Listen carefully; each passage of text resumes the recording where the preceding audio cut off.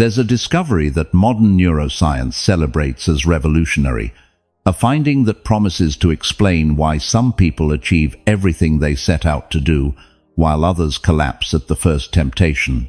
Scientists call it the dopaminergic reward system, and talk about it as if it were a 21st century discovery, as if humanity had never before understood the mechanisms of pleasure, motivation, and self-control. But there's a problem with that triumphalist narrative. The Stoics already knew this 2,000 years ago.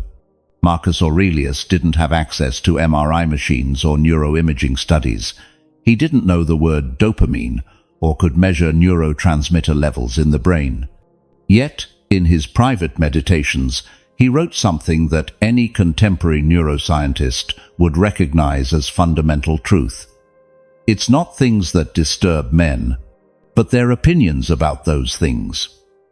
What Marcus Aurelius was describing, without the technical language of neuroscience, was exactly the process by which our brain assigns anticipated value to experiences, generates impulses towards certain behaviors, and creates patterns of emotional dependence. The Stoics understood something modern society has almost completely forgotten, that pleasure without prior effort destroys character, that instant gratification weakens the will, that the ability to delay rewards is the fundamental difference between a life of purpose and a life of chaotic reaction. Epictetus, born a slave and turned into one of the most influential philosophers in history, taught his students that real freedom doesn't consist of being able to do whatever you want whenever you want, but in not needing to do what your impulses command you to do. That distinction isn't abstract philosophy. It's practical neuroscience. When Epictetus talked about training the will not to automatically react to every impulse, he was describing the process of strengthening the prefrontal cortex so it can effectively regulate impulses generated by the limbic system. When Seneca practiced periods of voluntary deprivation, living with the bare minimum despite being immensely wealthy, he was executing what modern neuroscientists call a dopamine reset to restore the sensitivity of dopamine receptors. The difference between the Stoics and modern productivity gurus is this. The Stoics weren't looking for hacks to optimize their temporary performance. They were building a complete life philosophy based on principles that work regardless of external circumstances. They didn't care about being more productive to make more money. They cared about being virtuous to live with integrity. But it turns out that the same principles that build character also optimize the nervous system. Virtue and neuroscience point in the same direction. We live in an era of dopaminergic abundance, unprecedented in human history. Our ancestors had to struggle for hours to get food. We open an app, and food arrives at our door. Our ancestors had to build relationships for years to experience intimacy. We swipe our finger on a screen and have instant access to unlimited sexual stimulation. Our ancestors had to wait weeks to receive news from loved ones. We experience anxiety if a message isn't answered within minutes. This hyperabundance of instant gratification isn't liberation. It's neurological slavery. Every time your brain receives a reward without prior effort, it recalibrates slightly. Dopamine receptors become less sensitive. The contrast between your baseline state and your pleasure peaks increases. And then you need increasingly intense stimuli to feel the same level of satisfaction.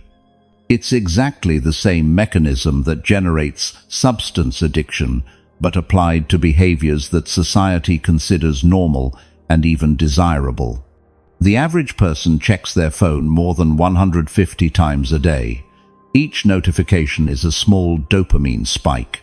Each social media like is a micro-reward. Each short video on platforms designed to capture attention is a hit of instant gratification. And after hours of this constant bombardment, you try to sit down to work on something important, something that requires sustained concentration, and you discover that your brain rebels. It can't sustain attention because it's been trained for hours in the opposite pattern: constant change, immediate reward, zero effort. Marcus Aurelius ruled the most powerful empire in the world. He had access to any imaginable pleasure. He could have lived in perpetual indulgence without anyone questioning him. But he chose discipline. He chose moderation. He chose self-control. Not out of masochism, but out of wisdom. He understood that pleasure without limits doesn't generate happiness. It generates dependence, weakness, inability to sustain effort when pleasure isn't available. He understood that true freedom comes from not constantly needing external stimuli to feel good. The Stoics practiced something they called voluntary deprivation.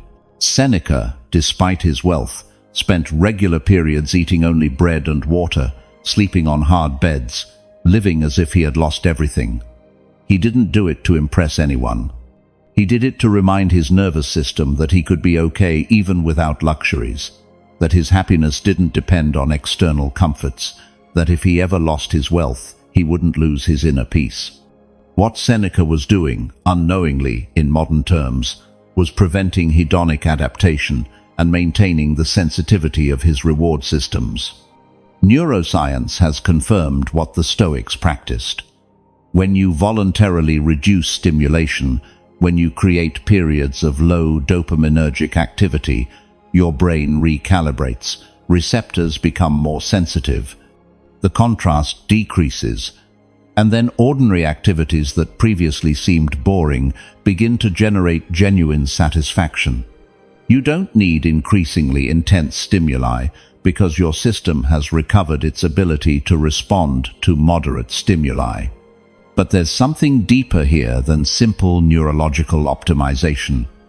The Stoics understood that your relationship with pleasure reveals your relationship with life itself. If you constantly need external gratification to feel good, you're a slave to circumstances you don't control. If someone can manipulate your emotional state simply by controlling your access to pleasures, you're not free. Real freedom, the freedom that no circumstance can take from you, comes from cultivating internal resources that generate satisfaction regardless of what happens externally. Epictetus taught that there are things that depend on you and things that don't depend on you. It doesn't depend on you whether other people approve of you, whether you achieve specific results, whether circumstances are favorable. It depends on you, your effort, your intention, your response to what happens. When you apply this distinction to the topic of pleasure, the conclusion is clear. It doesn't depend on you whether you constantly experience external pleasure. It depends on you whether you cultivate the ability to generate internal satisfaction through virtuous action.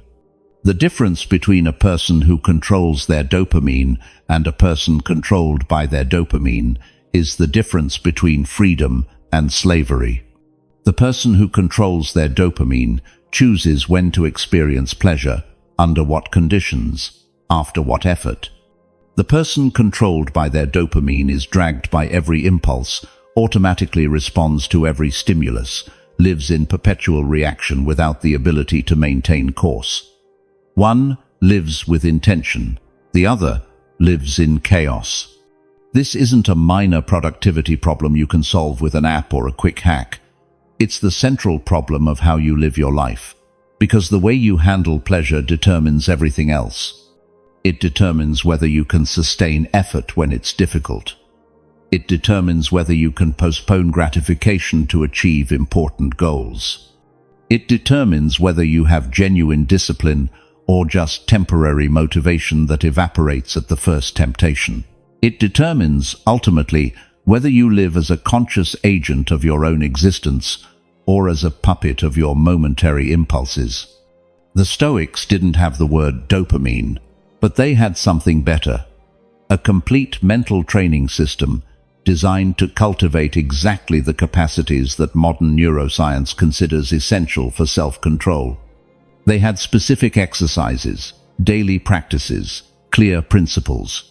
And most importantly, they had verifiable results. Marcus Aurelius maintained unwavering integrity during decades of absolute power. Epictetus found inner freedom in conditions of physical slavery.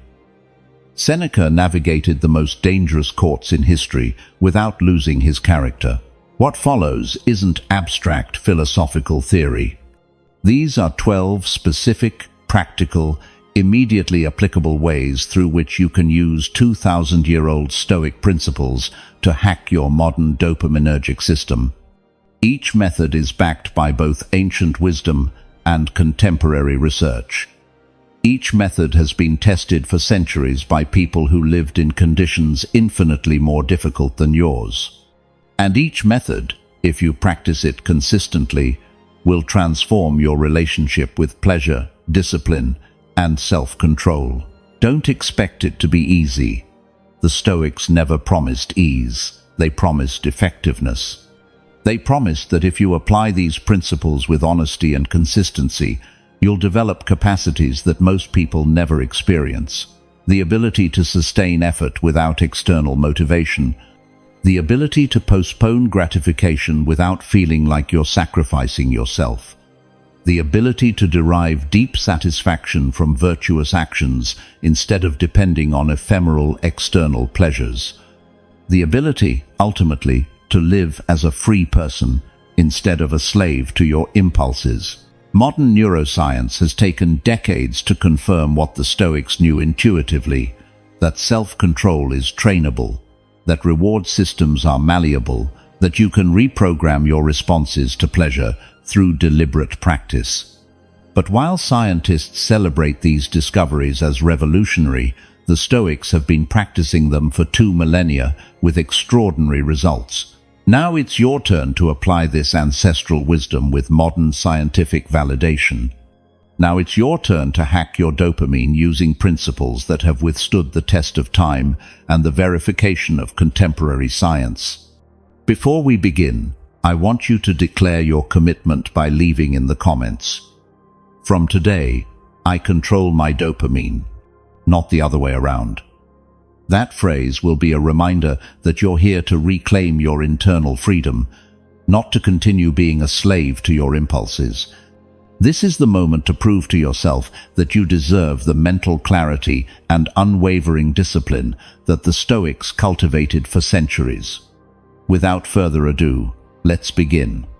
First, Stoic method, the dichotomy of dopaminergic control. The first and most fundamental Stoic method for hacking your dopamine begins with a distinction that Epictetus considered the foundation of all practical philosophy. There are things that depend on you and things that don't depend on you. Applied to the dopaminergic system, this distinction becomes the most powerful tool that exists to regain control over your impulses. It doesn't depend on you whether something external generates pleasure. It absolutely depends on you whether you act on that pleasure impulse. When you receive a notification on your phone, your brain releases a small amount of dopamine in anticipation of what that message might contain. That dopaminergic spike doesn't depend on you. It's an automatic response that your nervous system generates without your conscious permission. But what completely depends on you is whether you pick up the phone immediately, whether you postpone it until you finish your current work, or whether you ignore it completely for hours. The impulse isn't yours. The action is completely yours. This distinction destroys the most common excuse people use to justify lack of self-control. I couldn't help it. The impulse was too strong. The impulse can be incredibly strong. It can be almost irresistible. But it's still just an impulse, an internal sensation that you can observe without acting on it. Marcus Aurelius wrote something devastatingly clear about this. You have power over your mind, not over external events. Realize this, and you will find strength. The impulse is the external event. Your response to the impulse is your mind. You have power over one, but not the other. Neuroscience confirms this Stoic distinction with surprising precision. Functional MRI studies show that when you experience an impulse, subcortical structures like the nucleus accumbens and the amygdala activate. These structures generate the sensation of intensely wanting something. But between that initial impulse and action, there exists a temporal space, sometimes only milliseconds, sometimes full seconds, where the prefrontal cortex can intervene. In that space resides your freedom. In that space you exercise control. The problem is that most people never consciously train that space. They live on autopilot, impulse, action, with no pause between one and the other. They identify completely with their impulses to the point of believing they are their impulses. I feel like checking my phone becomes, I must check my phone. I feel a craving for sugar becomes, I need sugar. The impulse and action merge into a single automatic movement. And in that fusion, all real freedom is lost.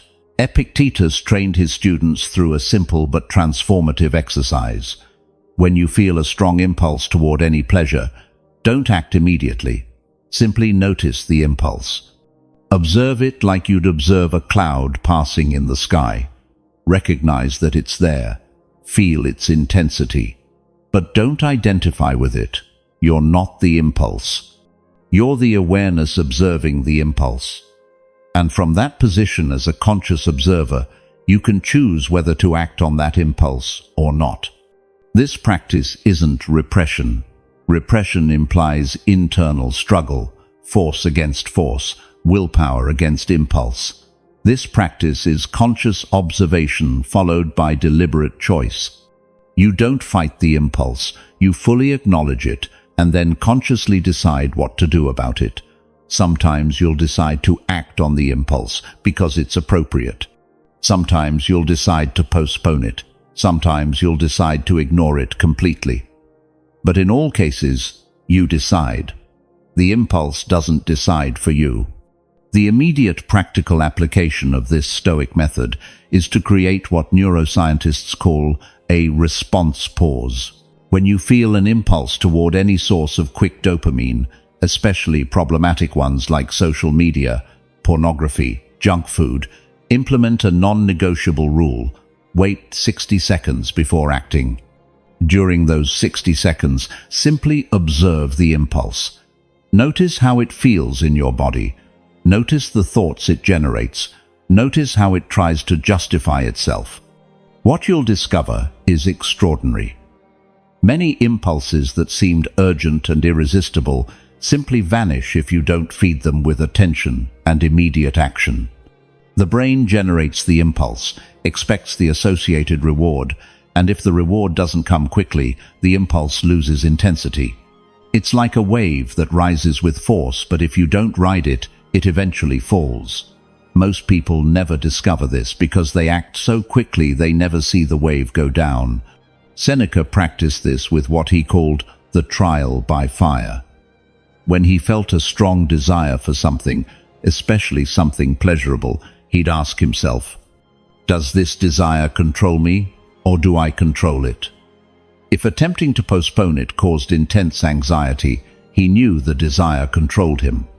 If he could postpone it, or even renounce it without great internal disturbance, he knew he controlled the desire. This honest self-assessment revealed exactly where his dependencies were and where his freedom was. You can implement the same self-assessment. Identify the sources of quick dopamine you habitually use: social media, certain foods, pornography, video games, series, compulsive shopping. Then experiment. Try not using each one for 24 hours. If you experience significant anxiety, restlessness, obsessive thoughts about that specific source, you have a dependency. That source controls you. If you can get through the day without great disturbance, you maintain control over that source. Brutal honesty about these results is the first step toward genuine freedom. The dichotomy of control applied to dopamine also means radically accepting that you can't control whether certain external stimuli generate impulses in you. If you see delicious food, your brain will release dopamine. If someone attractive crosses your path, your nervous system will respond. If your phone emits a sound, your attention will be drawn. These are automatic responses that evolved over millions of years. You can't eliminate them with willpower. But what you can completely control is your behavioral response to those automatic responses. Marcus Aurelius ruled an empire where temptation was constantly present. Absolute power generates unlimited opportunities for indulgence. But he reminded himself daily, you're not obligated to feel a certain way about things. You're the one who assigns the value. When he saw something tempting, he recognized the impulse it generated in his nervous system, but then consciously decided what value to assign it, whether he'd act on that impulse or let it pass without action. This practice becomes more powerful when you understand that every time you observe an impulse without acting on it, you strengthen the neural connections between your prefrontal cortex and your subcortical reward systems. You're literally training your brain so that executive control has more influence over automatic impulses. It's like strengthening a muscle. Each repetition makes it stronger. Every time you notice an impulse and consciously choose not to act, you make self-control slightly easier the next time. The dichotomy of dopaminergic control also protects you from the perfectionism trap. You're not trying to eliminate all impulses. You're not trying to never experience desires. You're simply establishing that you, your conscious awareness, your rational will, are in charge of deciding which impulses become actions. Some impulses are appropriate, and you'll follow them. Others are destructive, and you'll reject them. But in all cases, the decision is yours, not the impulses itself. At the end of the day, the freedom the Stoics valued above all else wasn't freedom from external circumstances. It was internal freedom, the ability to not be enslaved by your own automatic responses. Epictetus, who spent years in literal physical slavery, found more freedom than most free people because he mastered this fundamental distinction. He couldn't control his external situation, but he absolutely controlled how he responded internally to that situation, and in that control resided his unwavering freedom. You have access to that same freedom right now. It doesn't require perfect circumstances. It doesn't require you to eliminate all temptations from your environment.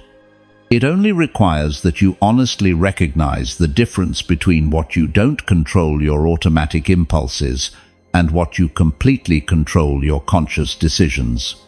When you live from that clear distinction, when you practice it moment by moment, day after day, you develop a type of freedom that no external circumstance can take from you. And that freedom is the foundation upon which all true self-control is built. Second Stoic method, the voluntary fasting from pleasure. Seneca was one of the richest men in the Roman Empire. He owned extensive properties, had access to any imaginable luxury, lived in conditions of abundance that most of his contemporaries could only dream of. Yet, he regularly imposed periods of extreme voluntary deprivation on himself. He ate only bread and water. He slept on hard beds. He dressed in simple clothes. He lived for days or weeks as if he had lost all his wealth, and he did it not out of external obligation, but by conscious internal design. The logic behind this practice was crystal clear. If you constantly live surrounded by pleasure, you develop dependence on that pleasure to feel good. Your baseline state of satisfaction requires increasingly higher levels of external stimulation. And then you live in a state of perpetual vulnerability because your well-being depends on factors you don't completely control. But if you regularly train your nervous system to function well, even without external pleasures, you develop an internal strength that no circumstance can break. Modern neuroscience has confirmed this Stoic intuition with remarkable precision. When your brain receives constant gratification, dopamine receptors downregulate. They become less sensitive. You need more intense stimuli to generate the same response. It's exactly the same mechanism that generates tolerance in substance addictions. Your nervous system adapts to high levels of stimulation, and then normal levels no longer generate satisfaction. You've trained your brain to need more than it genuinely needs. Voluntary fasting from pleasure reverses this process. When you drastically reduce stimulation during a defined period, your dopamine receptors begin to upregulate. They become more sensitive. The contrast between your baseline state and pleasure states decreases. And then, activities that previously seemed boring begin to generate genuine satisfaction, not because the activities have changed, but because your nervous system has regained its ability to respond to moderate stimuli. Marcus Aurelius practiced this, though differently from Seneca. He imposed periods of abstinence from specific pleasures he normally enjoyed, not because those pleasures were morally wrong, but because he wanted to demonstrate to his mind that he didn't need them to be okay. He wanted to verify that his inner peace didn't depend on any specific external pleasure, and every time he completed one of these voluntary fasts, he strengthened his internal conviction that he was genuinely free. The modern practical application of this Stoic method is what some call a dopamine reset, but with a crucial difference. It's not just about optimizing your temporary productivity, it's about fundamentally transforming your relationship with pleasure. It's about moving from being a person who constantly needs external gratification to being a person who can generate internal satisfaction through virtuous action. The reset is just the mechanism. The identity transformation is the real goal. The basic protocol is simple but challenging. Choose a defined period. It could be 24 hours. It could be a full week, during which you'll eliminate all sources of quick and cheap dopamine. No social media, no pornography, no video games, no hyperpalatable food, no series or movies, no alcohol, no compulsive shopping. You eliminate everything that generates instant gratification without prior effort. What remains are only activities that require effort: working, reading, thinking, walking, training, face-to-face conversation. The first few days are brutally difficult. Your brain, accustomed to constant dopamine spikes, will enter withdrawal mode. You'll experience intense boredom, restlessness, obsessive thoughts about the pleasure sources you eliminated, anxiety, irritability.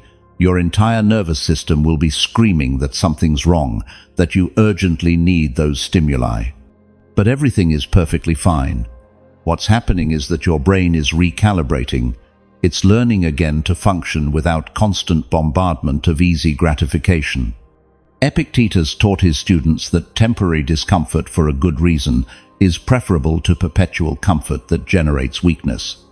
Pleasure fasting is deeply uncomfortable. But that discomfort is building something invaluable: the ability to sustain your well-being internally instead of depending on external stimuli constantly.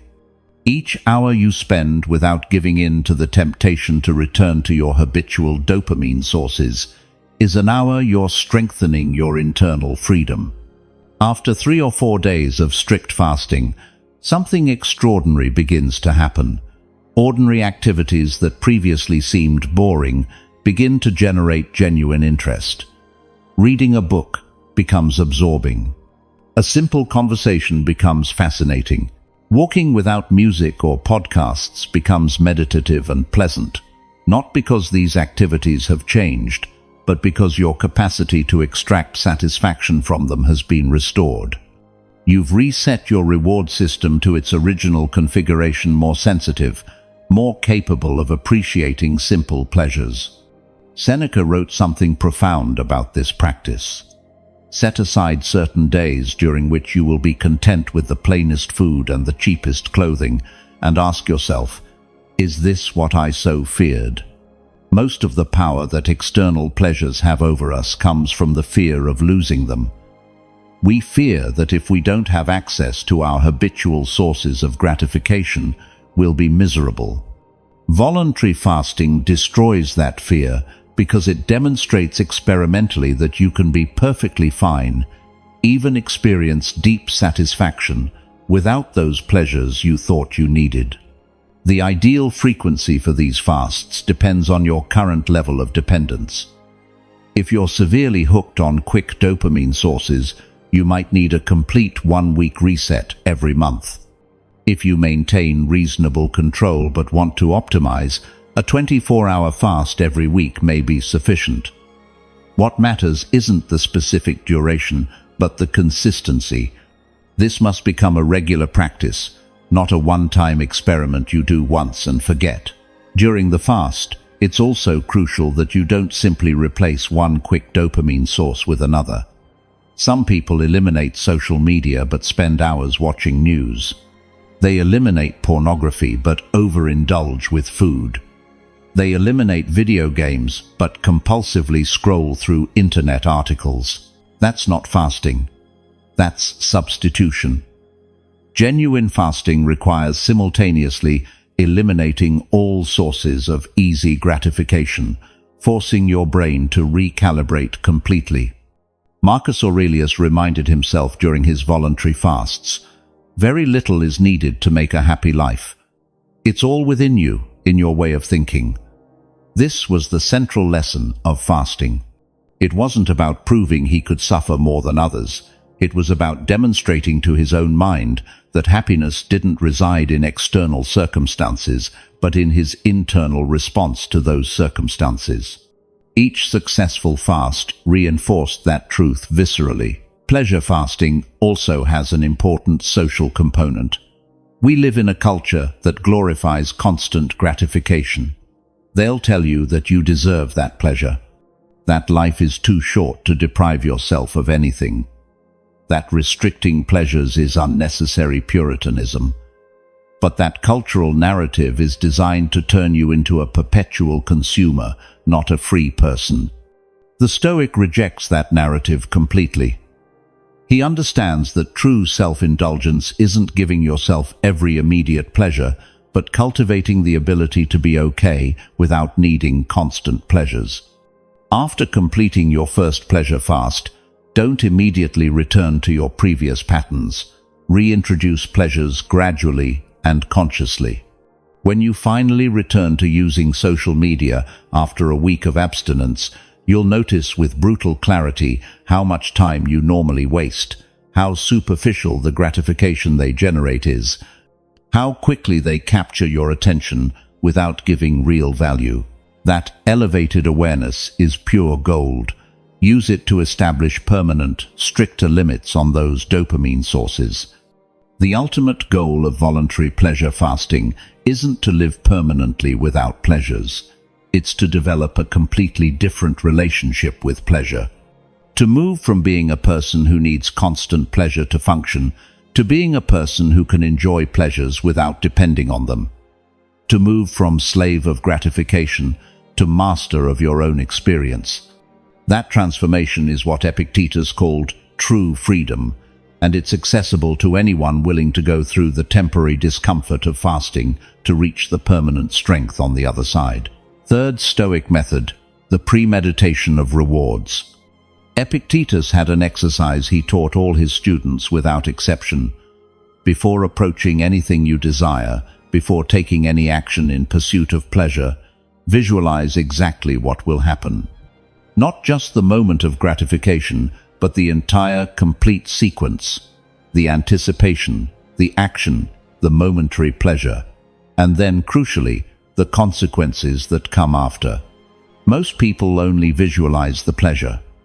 The Stoic visualizes the entire process with brutal honesty. When you want to check social media, your brain shows you only one image, you enjoying interesting content, laughing at memes, connecting with friends. But that image is incomplete. It's propaganda that your reward system generates to motivate you to act. The complete reality includes: you open the app, you scroll for 30 seconds without finding anything interesting, but you can't stop. You keep scrolling. An hour disappears without you noticing. You close the app, feeling like your soul was absorbed. You try to work, but your concentration is destroyed. You feel guilty about the wasted time. Your productivity for the day collapses. That's the complete sequence. That's the truth your brain hides when it generates the initial impulse. The premeditation of rewards consists of forcing yourself to see the complete truth before acting. Not just the sweet moment of gratification, but the entire complete package of consequences. And when you see the complete truth, many impulses that seemed irresistible lose their power because you recognize that the total price isn't worth the momentary reward.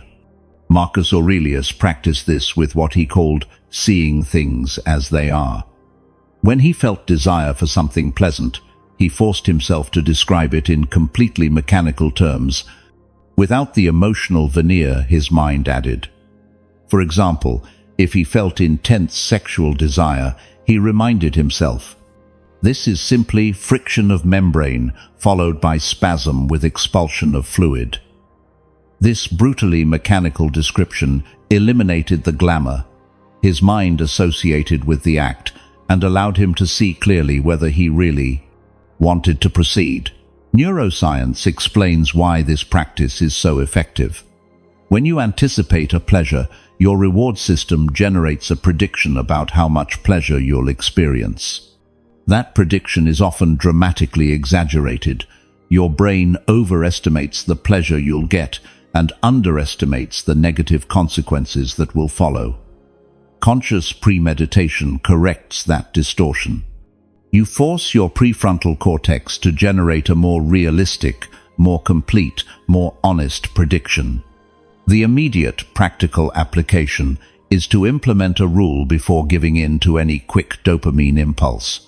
Write in a note the complete sequence you anticipate. I'm going to open Instagram. I'll probably scroll for 40 minutes. I'll see some things that make me laugh, and many that make me feel inadequate. I'll close the app, feeling empty. My work will remain undone. I'll feel guilty the rest of the day.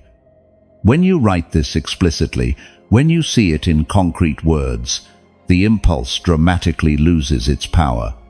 Seneca took this further with what he called premeditatio malorum, the premeditation of adversities.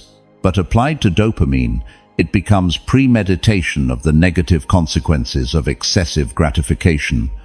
Before starting a night of partying and alcohol, visualize not just the fun of the moment, but the hangover the next day, the lost productivity, the money spent, the stupid decisions you'll probably make under the influence, the shame you'll feel afterward. Seeing that entire sequence honestly completely changes your relationship with the initial decision. This exercise isn't to eliminate all pleasures from your life. It's to ensure that when you choose a pleasure, you do so with eyes completely open about the total price you'll pay. Sometimes you'll decide the price is worth it. That's fine. But it will be a conscious, informed decision, not an impulsive reaction based on a distorted image your reward system generated to manipulate you. Epictetus taught, "When you're about to perform any act, remember what kind of act it is. If you're going to overeat, remember it's the act of prioritizing momentary pleasure over lasting health. If you're going to procrastinate with entertainment, remember it's the act of sacrificing your future for your present.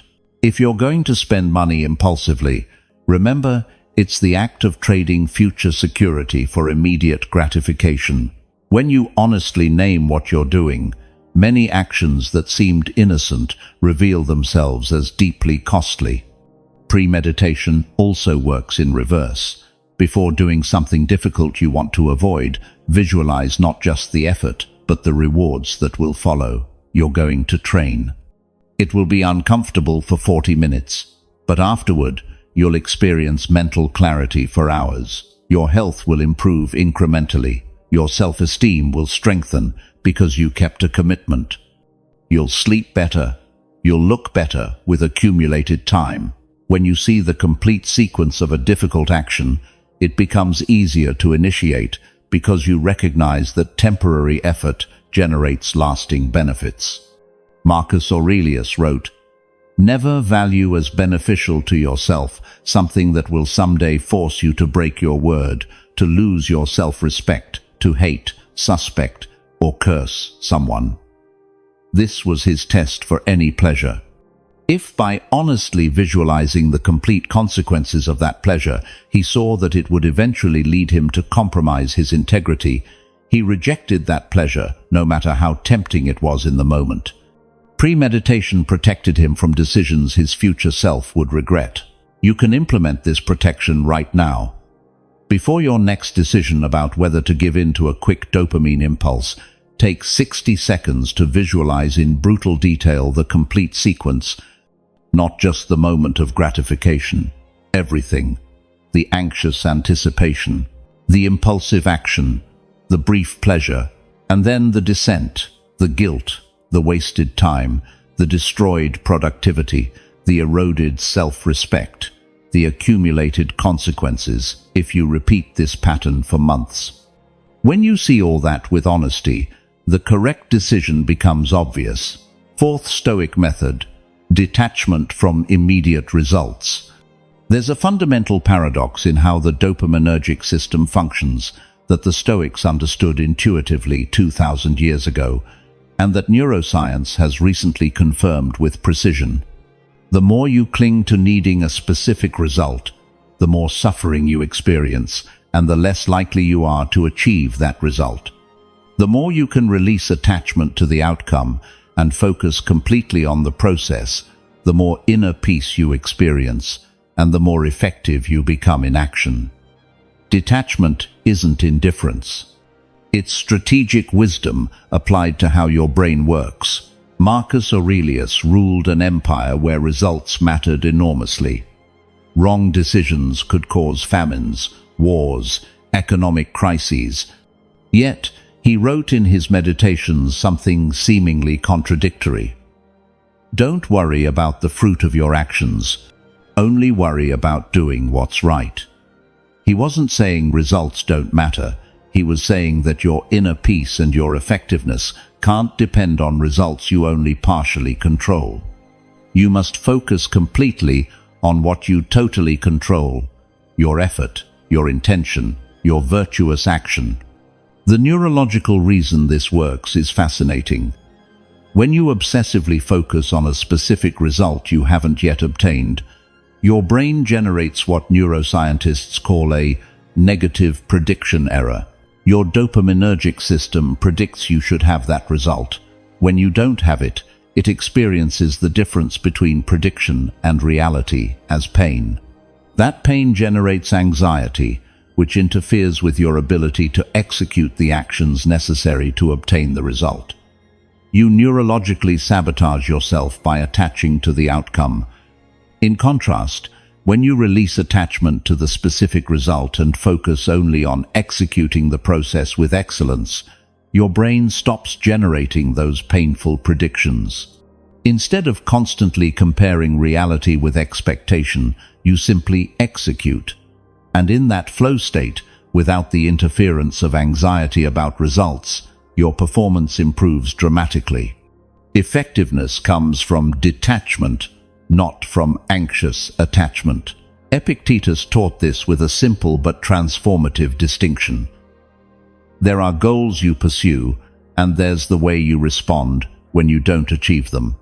The goal doesn't completely depend on you because 1,000 variables you don't control intervene. Your response to failure completely depends on you. If your inner peace depends on achieving the goal, you're a slave to external factors. If your inner peace depends only on having given your best effort with integrity, you're free, regardless of the outcome. The modern practical application of this Stoic method requires fundamentally retraining how you define success. Most people define success as, "I got the result I wanted." The Stoic defines success as, "I gave my best effort according to my principles, regardless of the outcome." This redefinition isn't consoling self-deception. It's realism about what you really control and liberation from the anxiety that comes from emotionally depending on what you don't control. When you work on an important project, your brain naturally generates fantasies about the results. The recognition you'll receive, the money you'll earn, the status you'll obtain, how you'll feel when you achieve success. Each of those fantasies is anticipatory dopamine, and each of those fantasies makes you vulnerable because your nervous system begins to emotionally depend on that specific result. Then, if the result doesn't arrive or arrives differently than you imagined, you experience disproportionate pain. Seneca practiced a brutal exercise to counter this tendency. Before starting any important undertaking, he visualized all possible failures. He imagined losing money. He imagined being harshly criticized. He imagined the project collapsing completely. And he asked himself, if this happened, could I maintain my integrity? Could I be at peace knowing I gave my best effort? This premeditation of failure didn't discourage him. It freed him because it demonstrated that his inner peace didn't depend on the specific result. Behavioral science has confirmed this practice works. Studies show that people who visualize potential obstacles before starting a goal are more likely to achieve it than those who only visualize success. Why? Because visualizing obstacles mentally prepares them for real challenge, reduces anxiety when difficulties appear, and keeps their motivation stable because it doesn't depend on a perfect path to the result. Marcus Aurelius constantly reminded himself, "Do your job without considering praise or blame." When he did something right, he didn't need others to recognize it. When he was unjustly criticized, he wasn't disturbed because his worth didn't depend on external opinion. This independence from external results, from external validation, from external rewards, is what the Stoics called autarky, emotional self-sufficiency. Your well-being doesn't depend on anything outside your control. The modern trap of the dopaminergic system is that almost all our culture is designed to do exactly the opposite. They teach you to constantly seek external validation. You post something and anxiously await the likes. You work and anxiously await recognition. And in that anxious waiting, in that dependence on specific results, you lose inner peace and paradoxically reduce your probability of obtaining those results. Stoic detachment from results is practiced through conscious redirection of attention. Every time you catch yourself obsessing over a future result, imagining how you'll feel when you achieve it, anxious for its arrival, consciously redirect your attention back to the present process. Don't think about how you'll feel when you finish the project. Think about how you'll execute the next task well. Don't think about how you'll look after months of training. Think about how you'll execute this specific workout well. Epictetus used a powerful metaphor, the archer. The archer does everything possible to aim perfectly, tension the bow correctly, release at the right moment. But once the arrow leaves his hand, he no longer controls whether it will hit the target. The wind can change, the target can move. 1,000 variables can intervene. If the archer defines his success as hitting the target, he'll be unhappy frequently. If he defines his success as having executed the shot perfectly according to his current ability, he'll be happy regardless of the outcome. This philosophy isn't passive resignation. It's strategic optimization of where you invest your emotional energy. Anxiety about results consumes massive energy you could be using to improve your process.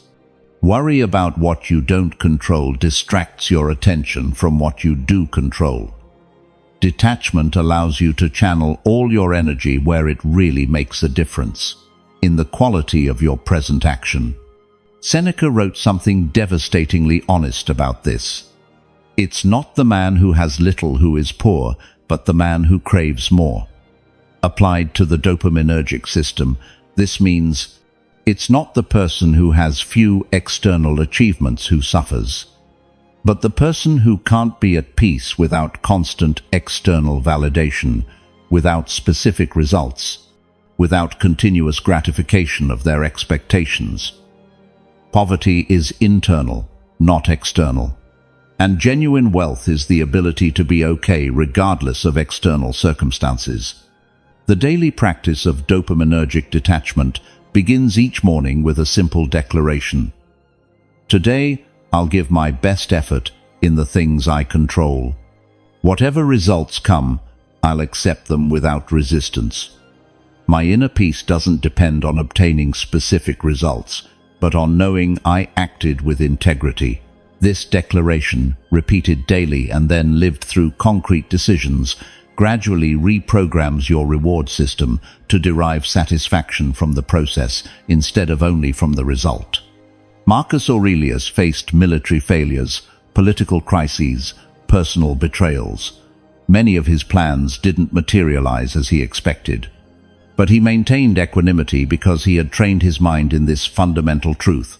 Discard the thirst for opinion. Ignore what others say, do, or think. Don't be distracted. His peace didn't depend on his plans working perfectly. It depended only on him responding virtuously to what happened. That was completely under his control. In the end, detachment from immediate results doesn't make you less effective. It makes you more effective because it frees the energy you'd waste on anxiety and channels it toward quality action. It doesn't make you less ambitious. It makes you wiser about where to place your ambition. In excellence of process, not in obtaining specific results. And that shift in focus, maintained consistently, transforms both your effectiveness and your inner peace. Fifth Stoic method. The inversion of pleasure. There's a fundamental principle of the nervous system that the Stoics discovered through direct experience and that modern neuroscience has confirmed with detailed studies. Pleasure without prior effort generates rapid adaptation and the need for increasingly intense stimuli. Pleasure after significant effort generates deep and lasting satisfaction without creating destructive dependence. The difference isn't in the pleasure itself, but in the sequence. Pain first, pleasure after. That's the Stoic inversion that hacks your dopamine in your favor. Seneca observed something that seemed paradoxical to his contemporaries. Constant pleasure is no pleasure at all. What he meant is that when you have unlimited access to gratification, your brain adapts and stops experiencing it as pleasurable. You need more intensity to feel the same thing. In contrast, when you experience deprivation first and pleasure after, even simple pleasures are experienced intensely because the contrast is large. It's not the absolute pleasure your brain registers, it's the relative change from pain or deprivation toward pleasure. Neuroscience explains this with precision. Your dopaminergic system doesn't measure absolute levels of pleasure. It measures the difference between what you expected and what you get. If you constantly get pleasure without effort, your brain adjusts its baseline expectation upward. Then that same level of pleasure no longer generates dopamine because it's become your new normal. You need more to feel elevation. But if you first introduce effort or discomfort, you lower the expectation. Then the subsequent pleasure generates a strong dopaminergic signal because the contrast is pronounced. Marcus Aurelius applied this systematically to his daily life. Before any pleasant meal, he imposed a period of deliberate hunger on himself. Before any rest, he demanded intense work. Before any comfort, he experienced intentional discomfort. Not out of masochism, but out of wisdom about how genuine satisfaction works. He understood that pleasure preceded by effort feels more deeply, and doesn't generate the spiral of increasing need that effortless pleasure generates. The immediate practical application is to implement the golden rule of dopaminergic inversion. Never experience pleasure without prior effort on the same day. You want to check social media? Perfect. First, train for 45 minutes. You want to eat something delicious? Excellent.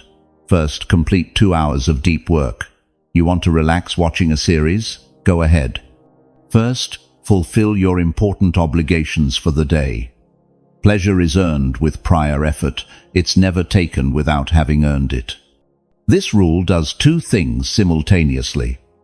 First, it guarantees you do the important work because it becomes the price of access to the pleasure you desire.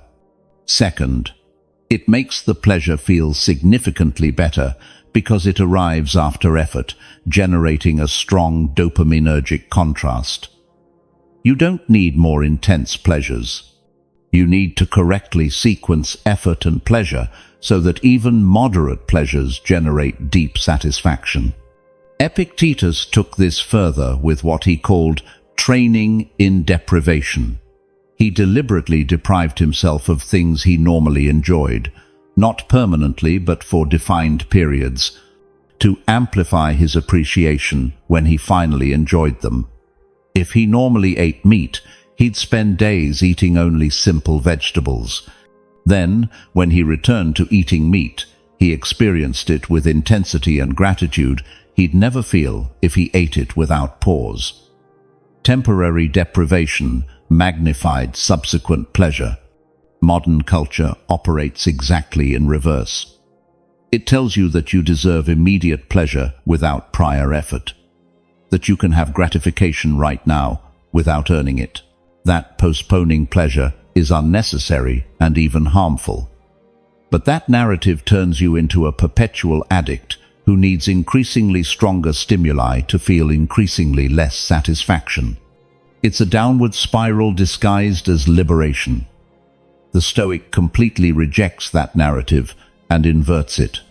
Seneca practiced what he called days of voluntary poverty. Despite his extreme wealth, he regularly spent days living as if he were poor. Basic food, simple clothing, hard bed. After these days, when he returned to his normal life, he experienced each comfort with renewed intensity. But more importantly, he had demonstrated to his nervous system that he could be perfectly fine without those comforts. He didn't need them. He simply enjoyed them when he had them. That's the difference between dependence and freedom. The inversion of pleasure also applies at a microscopic level during the day. Before checking your phone each time, do 10 push-ups. Before drinking coffee, work for 30 minutes. Before sitting comfortably, remain standing for a while. You're constantly interspersing small doses of effort or discomfort before each small dose of pleasure. This keeps your dopaminergic system healthy, sensitive, capable of deriving satisfaction from moderate stimuli. Marcus Aurelius wrote, "Don't seek for things to happen as you wish. Rather, wish for them to happen as they happen, and you'll be happy." Applied to dopamine, this means don't seek constant pleasure without effort, accept that genuine pleasure requires prior effort. Embrace that natural sequence instead of resisting it. And when you do, you experience deep satisfaction instead of perpetual need. Exercise science has discovered something fascinating that confirms this Stoic principle. Intense exercise, especially that which generates significant discomfort, causes an increase in dopamine receptor sensitivity that lasts up to 48 hours. In other words, after training hard, your brain becomes more capable of experiencing pleasure from ordinary activities. Physical effort recalibrates your reward system toward greater sensitivity. Pain first, amplified pleasure after. Exactly what Seneca practiced without knowing the neurobiology. Implement this systematically. Each morning, before any source of dopamine, Impose some kind of physical or mental challenge on yourself. It can be training. It can be a cold shower. It can be demanding cognitive work. It can be simply delaying breakfast a bit longer than comfortable. Whatever you choose, do it consistently before allowing yourself any gratification. You're training your brain in the correct pattern. Effort first, reward after. Epictetus taught, "Difficulties show what men are." When a difficulty arises, remember it's a trainer confronting you like a wrestler with a robust opponent. Each moment of effort or discomfort you voluntarily impose on yourself is training. Not just for your muscles or your mind, but for your dopaminergic system. You're teaching it that pleasure is earned, not taken freely.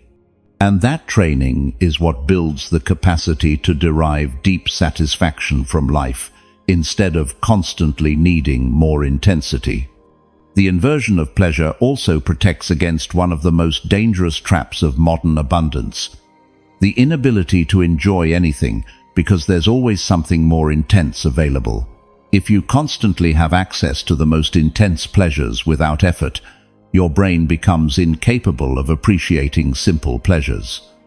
A simple conversation feels boring compared to the bombardment of social media.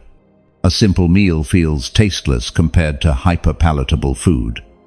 Simple life feels empty compared to constant stimulation. But when you invert the sequence, when you introduce effort or deprivation first, you restore your capacity to appreciate the simple. After intense training, simply sitting feels glorious. After fasting, a simple meal tastes incredible. After working with concentration, rest feels genuinely restorative. You don't need more intense pleasures.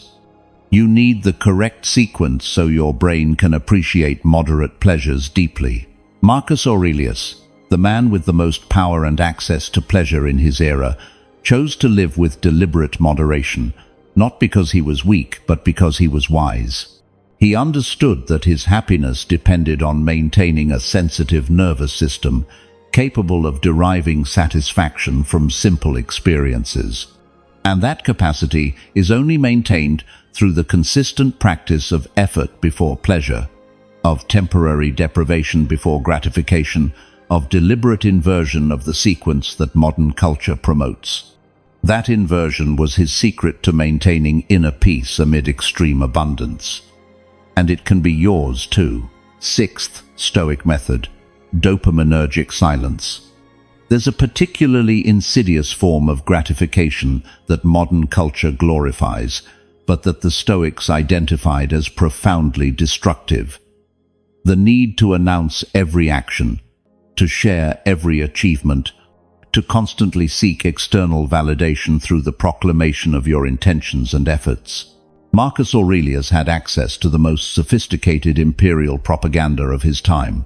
He could have published every wise decision, every virtuous act, every philosophical reflection to build his public image. Instead, he wrote his deepest meditations privately, with no intention of ever publishing them. Dopaminergic silence is the practice of doing without announcing, of achieving without proclaiming, of improving without publicizing. And it works neurologically for a specific reason.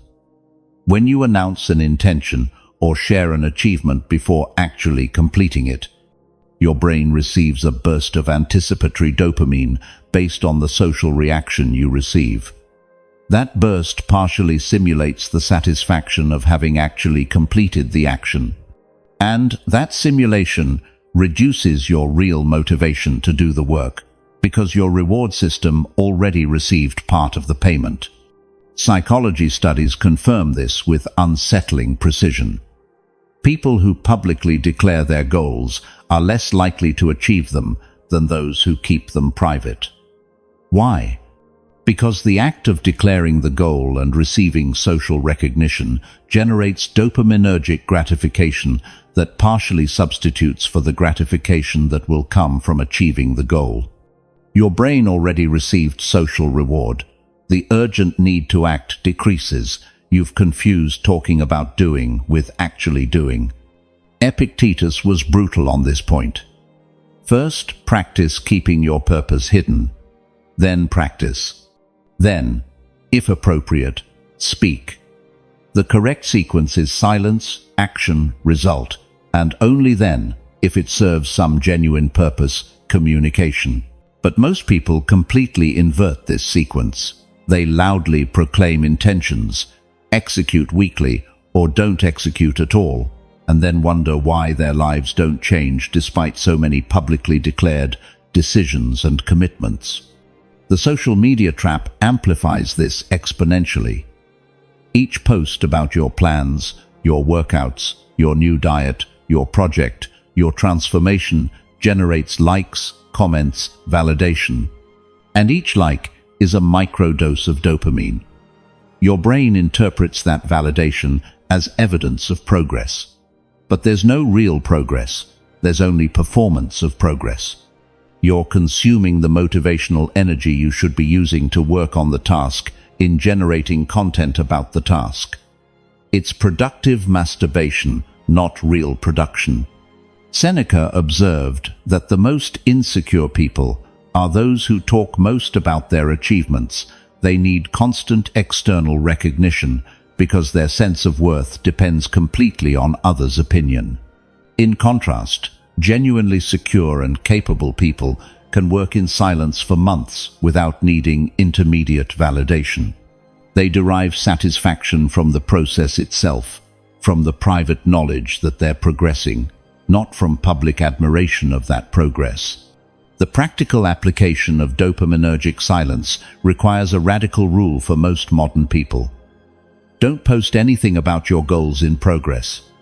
Don't announce your new exercise routine. Don't share your business plan. Don't post photos of every workout. Don't document every small step. Work in complete silence until you have tangible and undeniable results.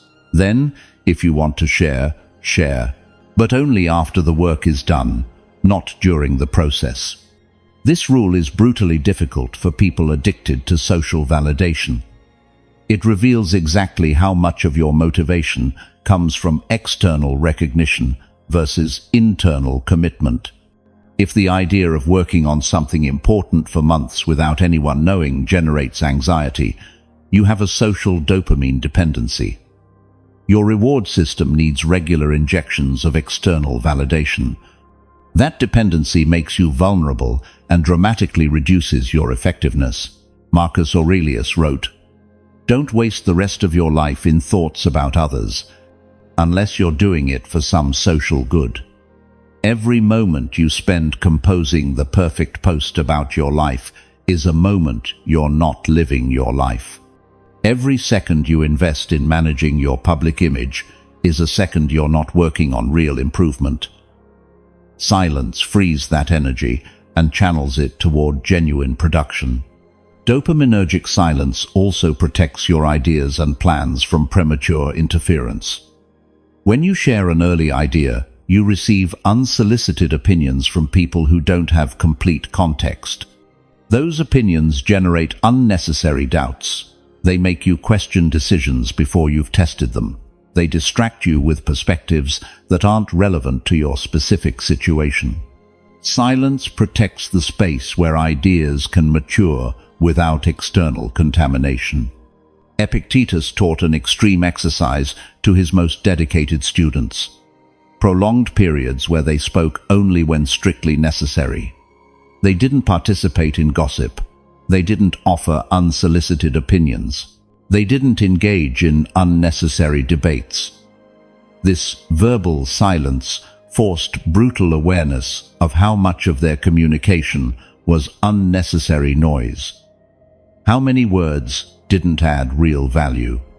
How much energy they wasted talking that they could invest in doing? You can practice a modern version of this. For a full month, don't post anything on social media about your goals, your progress, your plans. Only document privately. Only reflect for yourself. Work in complete social silence. Observe what happens. You'll probably discover you work more efficiently because you don't waste energy creating content about your work. You'll probably discover your motivation is more stable because it doesn't depend on intermittent external validation. Seneca practiced this with his writing. He had enormous audiences waiting for his texts. He could have published constantly to maintain his relevance. Instead, he worked in silence for long periods, refining his ideas until they were genuinely mature, and only then shared them. Silence gave him space for depth that constant communication never allows. The pressure to respond to an audience destroys the quality of thought. Silence protects it. At the end of the dopaminergic silence period, you'll have developed something invaluable: the ability to derive satisfaction from the work itself, not from others' reaction to the work. Your reward system will have recalibrated to value real progress over performance of progress. And that recalibration makes you immensely more effective, because all your energy flows toward genuine production instead of dispersing into image management. Silence isn't weakness, it's concentrated power. Seventh Stoic method, the contemplation of boredom. There's a mental state that modern civilization treats as a disease that must be cured immediately: boredom. The moment the slightest sensation of lack of stimulation arises, people reach for their phones, turn on screens, seek any distraction that fills the void. But the Stoics understood something that neuroscience is barely rediscovering. Boredom isn't a problem that needs immediate solution. It's a sacred space where clarity emerges, where deep information processing happens, where your mind can finally listen to itself without the constant noise of external stimulation. Marcus Aurelius, emperor of the known world, had unlimited access to entertainment, spectacles, diversions of all kinds. Yet, he spent long hours in silent contemplation, sitting, observing, doing nothing apparently productive. His contemporaries probably thought he was wasting valuable time, but he knew something they didn't. In that space of apparent inactivity, his mind processed the complexities of the empire, organized thoughts, generated insights that no amount of frantic activity could produce. Modern neuroscience has confirmed that boredom activates what's called the default mode network, a brain system that only functions when you're not focused on specific external tasks. This network processes autobiographical memory, plans the future, integrates dispersed information, generates creativity. But it only activates when you allow your mind to enter diffuse mode, when you don't constantly bombard it with external stimulation. Boredom isn't absence of valuable brain activity. It's presence of a different type of absolutely essential brain activity. The problem with constant dopamine is that it never allows this network to activate. If every moment of potential boredom is immediately filled with scrolling, videos, music, podcasts, news, your brain never enters deep processing mode. You accumulate experiences and information without ever genuinely integrating them. You live in perpetual surface, never descending to the depths where real thinking happens, real understanding, real growth. Epictetus taught his students to sit in silence regularly, without specific goal, without agenda, simply being present with their own thoughts.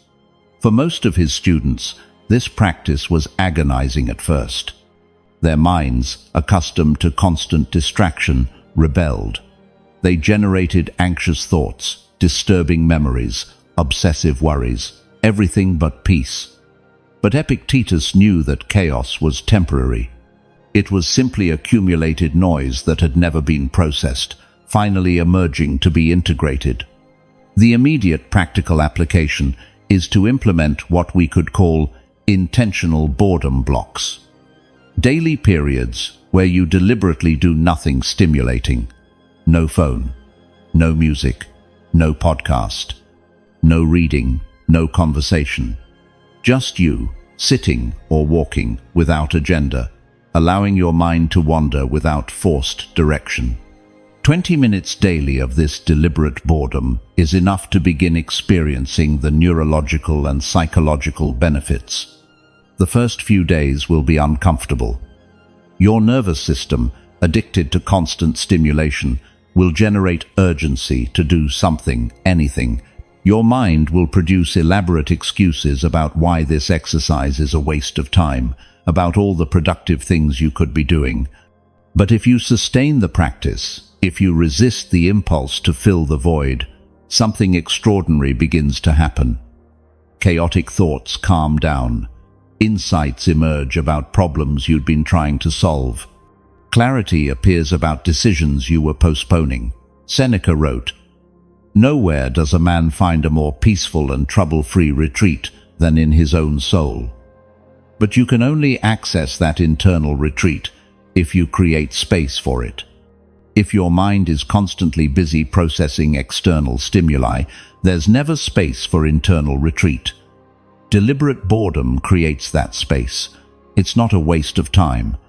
It's investment in the only space where you really live, your inner mental life. The contemplation of boredom also reveals something uncomfortable but necessary, what you've been running from through constant distraction. Many people use perpetual stimulation as anesthesia against thoughts or emotions they don't want to face. While you're constantly distracted, you can avoid thinking about that relationship that doesn't work, about that career that doesn't satisfy you, about those values you're betraying, about that purpose you're ignoring. Boredom eliminates the anesthesia. It forces you to meet yourself without protective distractions. Marcus Aurelius practiced what he called internal retreat, even in the midst of imperial chaos. He didn't need to physically escape to the mountains. He could create internal silence, even surrounded by external noise. But that capacity required training. It doesn't appear magically. It develops through consistent practice of being present with your own mind without needing to fill every moment with stimulation. Sleep science has discovered something fascinating related to this. People who spend their days in constant stimulation have worse sleep quality because their brains never adequately process the day's experiences during waking hours. The processing that should happen during moments of daytime boredom gets postponed to sleep, overloading that period and reducing its quality. Deliberate daytime boredom improves nighttime sleep because it allows processing to happen when it should happen. Epictetus had a powerful question for students who complained about boredom. What makes you think you deserve to be constantly entertained? The question directly confronts the modern assumption that you have a right to perpetual stimulation, that boredom is a sign that something's wrong. The Stoic rejects that assumption. He understands that boredom is the natural condition of a mind, not constantly bombarded with artificial stimuli, and that natural condition is exactly where real growth happens. The contemplation of boredom also trains an absolutely critical capacity in the modern world, the ability to sustain attention without constant dopaminergic reward. When you can sit in boredom for 20 minutes without collapsing into seeking stimulation, you develop the attentional muscle you need for any deep work. Work that really matters is rarely constantly stimulating. It requires long periods of sustained effort that doesn't generate dopamine moment to moment. If you can't tolerate boredom, you can't do deep work. Seneca observed that the most restless people, those who can't be still for a moment, are also the unhappiest, because their inability to be present with themselves condemns them to perpetually flee from their own company. They constantly seek external distraction because their internal life is chaotic, and their internal life is chaotic because they never give it space to organize itself. It's a vicious circle that only deliberate boredom can break. During your intentional boredom blocks, practice observing without judging what emerges. Thoughts you didn't invite will appear. Memories you'd prefer to forget. Emotions you've been repressing. Worries you've been avoiding. Don't try to control them. Don't fight against them. Simply observe them passing like clouds in the sky. This practice of non-reactive observation is exactly what Marcus Aurelius practiced in his meditations. He didn't try to force his mind to think certain things. He simply observed what his mind naturally produced when given space. The contemplation of boredom also protects you against one of the most silent losses of the digital age: the loss of your authentic internal voice.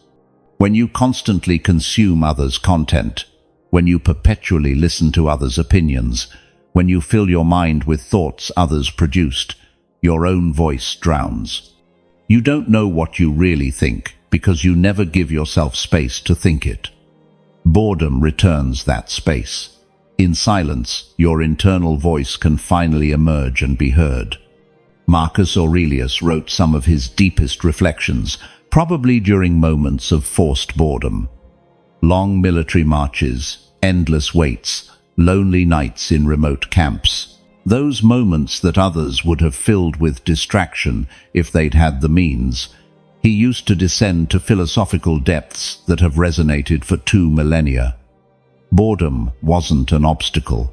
It was opportunity for the kind of thinking that's only possible when the mind isn't constantly reactive to external stimuli. At the end of a month of daily practice of deliberate boredom, you'll have developed something most modern people have completely lost: the ability to be okay without needing constant stimulation. Your nervous system will have recalibrated to derive satisfaction from stillness, from deep thought, from simple presence. And that recalibration is perhaps the most powerful way to hack your dopamine, because it frees you from the neurotic need to fill every moment with something, finally allowing you to inhabit your own life instead of constantly fleeing from it. 8th Stoic method: Stoic environmental design. There's a dangerous illusion many people maintain about self-control. The idea that if you really had strong discipline, you could resist any temptation in any environment. That needing to structure your environment to avoid temptations is a sign of weakness. But the Stoics, deeply realistic about human nature, understood something different. Even the strongest willpower is a limited resource that depletes with use. The wise person doesn't rely solely on willpower. He designs his environment so that correct decisions are automatic and incorrect decisions require effort. Epictetus taught a fundamental principle: it's easier to suppress the first desire than to satisfy all those that follow. Applied to environmental design, this means it's infinitely more effective to eliminate the cue that triggers the impulse than to try resisting the impulse once activated. If chocolate isn't in your house, you don't have to resist the impulse to eat it. If your phone isn't in your bedroom, you don't have to resist the impulse to check it. The temptation you never encounter is the temptation you always resist without effort. The neuroscience of habits confirms this with precision. Most behaviors are triggered by environmental cues before your conscious awareness is involved. You see your phone, your hand reaches for it automatically. You open the refrigerator for another reason. You see tempting food. Your brain generates an impulse to eat. The cue precedes the impulse. And the most effective way to control the impulse isn't by strengthening your resistance, but by eliminating the cue that triggers it. Marcus Aurelius had absolute power to design his environment however he wanted, but he deliberately kept it simple, without unnecessary luxuries, without constant temptations. Not because he was poor, but because he was strategic. He understood that every unnecessary object in his environment was a potential distraction, a potential source of attachment, a potential weakness. Minimalism wasn't aesthetics. It was psychological engineering to keep his mind focused on the essential. The practical application of Stoic environmental design begins with a brutal inventory of your living and working space. Identify each object, each application, each element of your environment that triggers quick dopamine impulses. Then, systematically eliminate or modify those elements. Don't trust that you'll resist. Assume you won't resist. Design the environment so that resisting is unnecessary because the temptation simply isn't present. For phone addiction, the Stoic solution isn't installing blocking apps you can easily disable. It's creating real physical barriers. Phone out of the bedroom at night, no exceptions. Phone in another room during deep work blocks, physically inaccessible without getting up and walking. Problematic apps completely uninstalled, not just hidden. Notifications eliminated, not silenced. Each of these small barriers increases friction between impulse and action, giving your prefrontal cortex time to intervene. Seneca practiced this with food. He didn't trust his ability to resist tempting foods if they were constantly available, so he simply didn't have them in his immediate environment during periods of strict discipline. When he wanted to maintain simple eating, his environment contained only simple foods. He didn't have to exercise constant willpower because the physical environment eliminated the need for repeated decision. Environmental design also applies to work.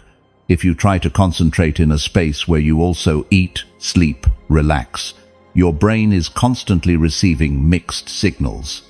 That space is associated with multiple contexts, making it difficult to enter deep work mode. The Stoic creates physical separation between spaces with different purposes, works in one specific place, rests in another, eats in another.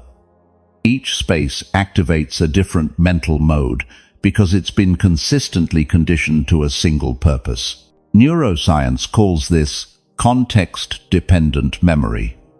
Your brain associates specific places with specific behaviors through repeated conditioning.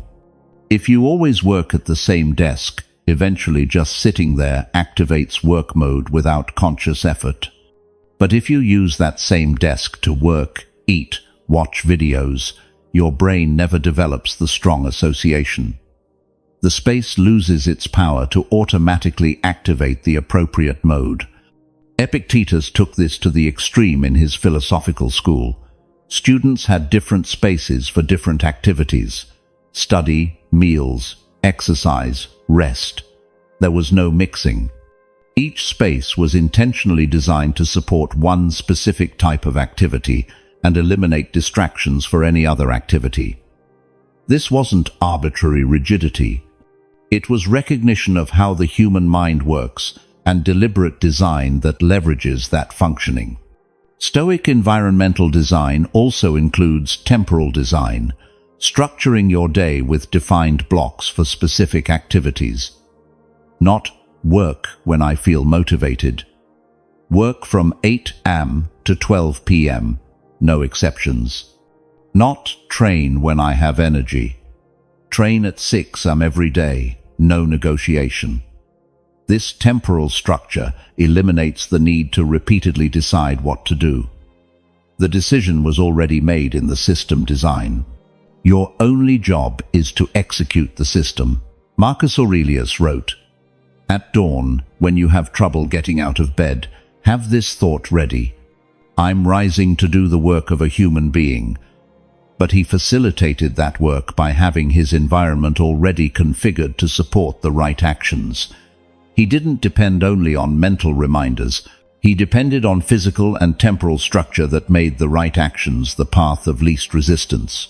Environmental design also means designing your social environment. The people you spend time with regularly massively influence your behaviors.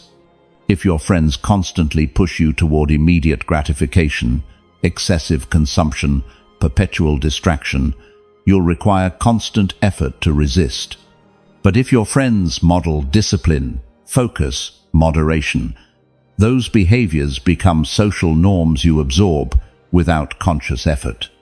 Seneca was brutally selective about whom he spent time with, not out of arrogance, but out of recognition that we're profoundly influenced by our social environment. If you want to develop virtue, surround yourself with virtuous people.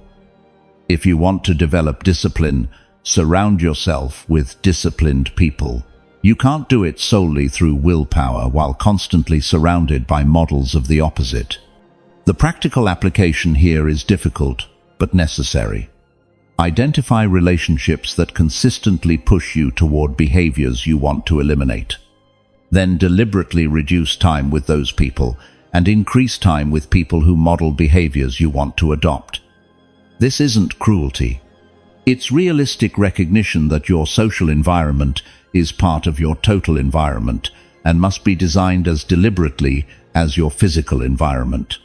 Stoic environmental design also includes informational design.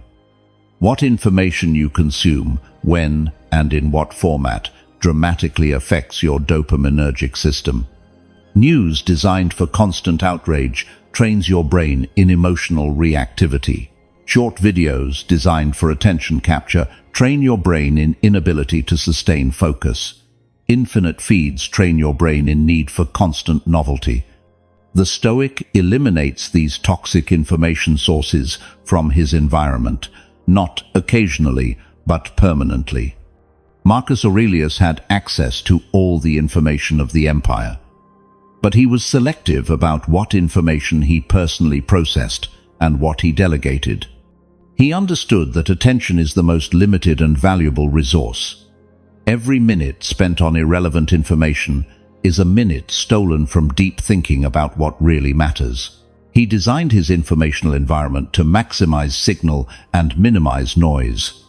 In the end, Stoic environmental design isn't admission of weakness, it's wise recognition of reality, that we're creatures profoundly influenced by our environment, that willpower is limited, and that the most intelligent use of that limited willpower is to design an environment that makes correct decisions automatic. You don't try to be superhuman who resists perpetual temptation. You design an environment where temptation simply doesn't appear, freeing your limited energy to be used where it really makes a difference. Ninth Stoic method: the virtuous substitution of habits. The Stoics understood something modern psychology took centuries to confirm. You can't simply eliminate a habit by leaving a void.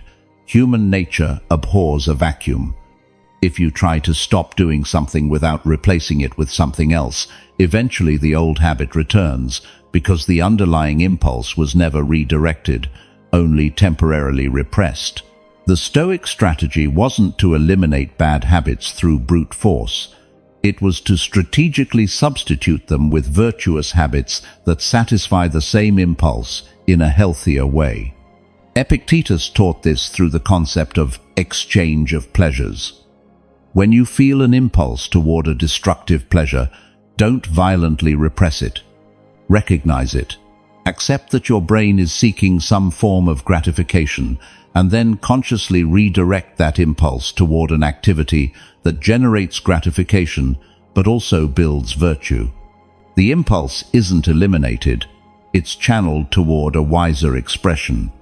The neuroscience of habits describes this precisely using the habit loop model. Cue, routine, reward. Most people try to change the habit by eliminating the routine, but without changing the cue or reward. That inevitably fails because the cue keeps triggering the impulse toward the reward, and without an alternative routine that provides that reward, the brain eventually returns to the original routine. The effective strategy maintains the cue and reward, but substitutes the routine with a more productive one. For example, if you scroll social media every time you feel bored, cue, boredom, routine, scrolling, reward, stimulation. Simply deciding, I'm not going to scroll anymore, will leave the impulse unsatisfied. Your brain will keep feeling boredom and seeking stimulation. The virtuous substitution would be, when you feel boredom, instead of picking up your phone, you pick up a book. Same cue, similar reward, but a routine that builds knowledge instead of wasting time. Marcus Aurelius applied this systematically. When he felt an impulse to seek easy pleasure, he consciously redirected it toward activities that provided satisfaction while building character. Impulse for food indulgence became a physical exercise session. Impulse for passive entertainment became philosophical study. Impulse for social validation became deep self-reflection. He didn't repress impulses, he channeled them toward wiser expressions.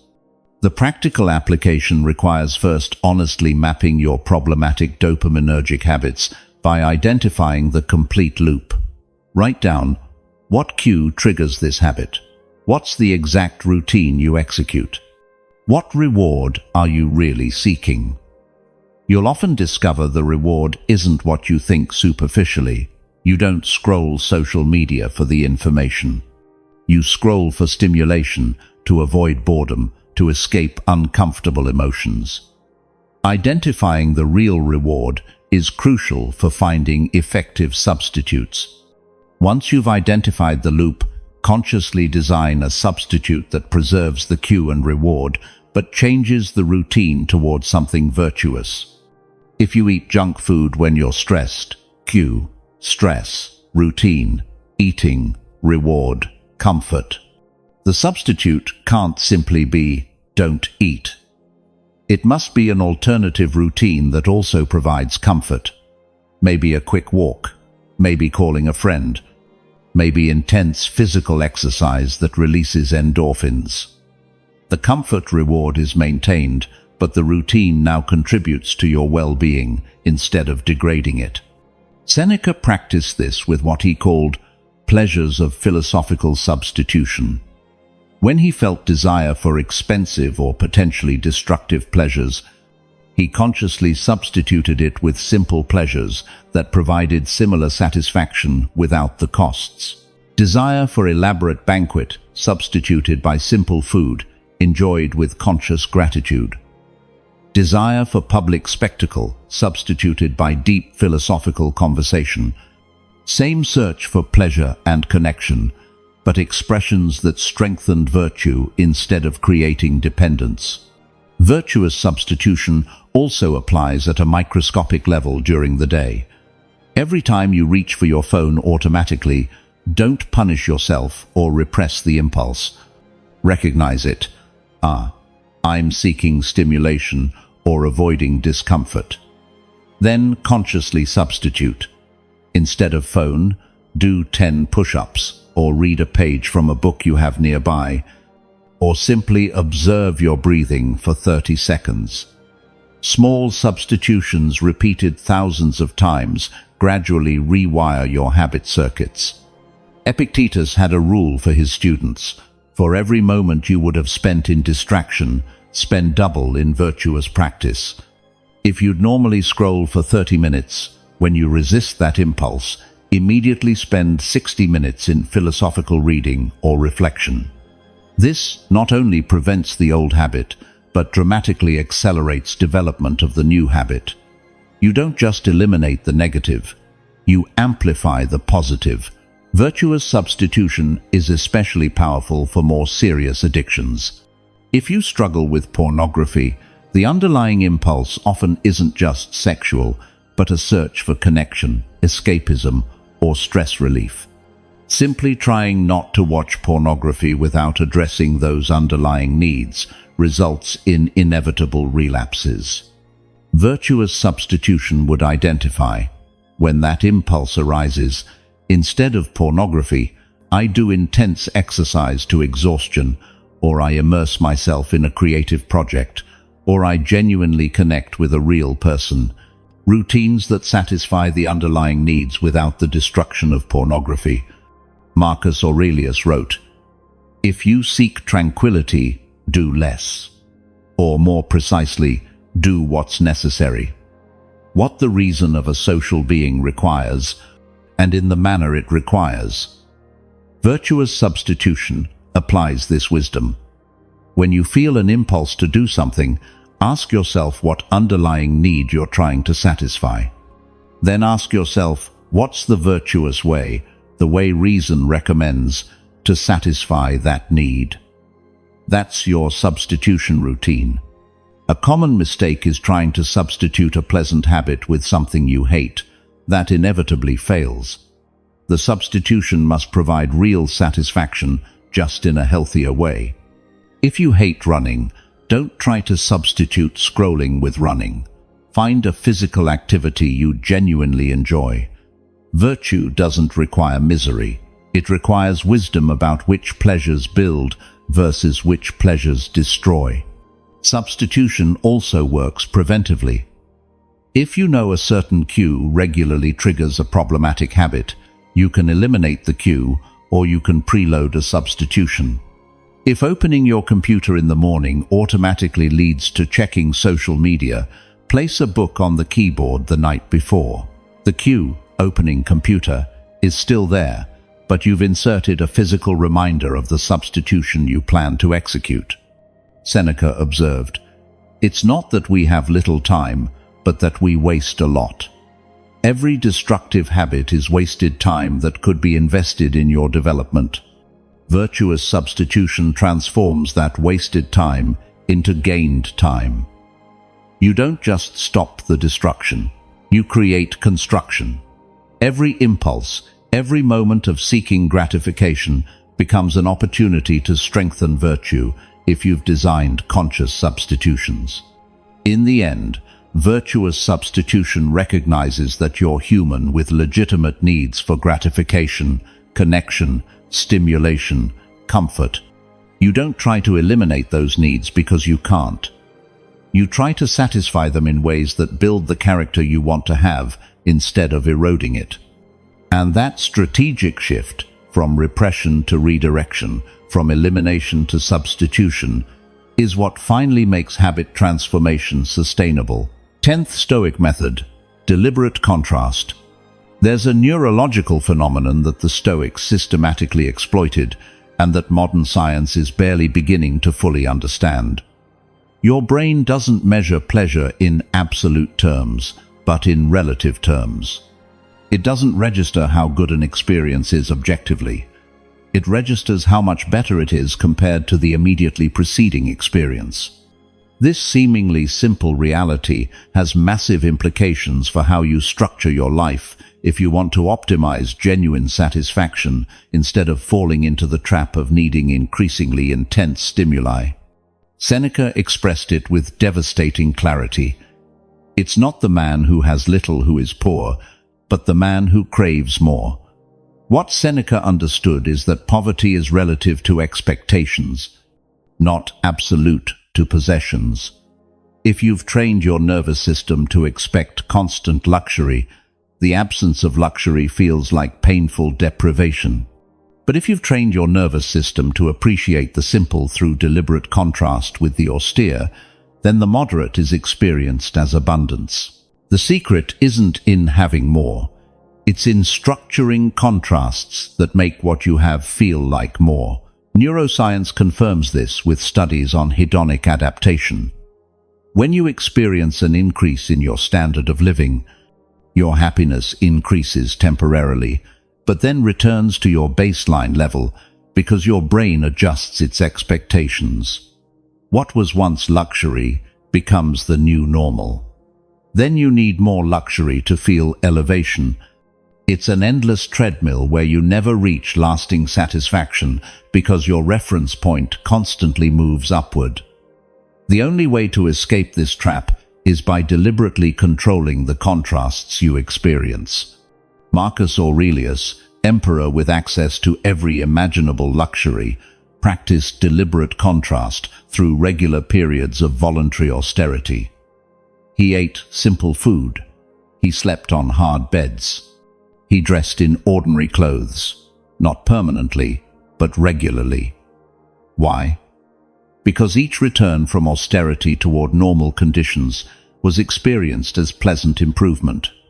The downward contrast toward less comfort, followed by upward contrast back to normalcy, made his normal life feel abundant instead of mundane. The practical application of deliberate contrast requires systematically incorporating experiences of deprivation or discomfort, followed by return to normal conditions. It's not about living permanently in deprivation. It's about creating contrasts that recalibrate your reward system to appreciate what you normally take for granted.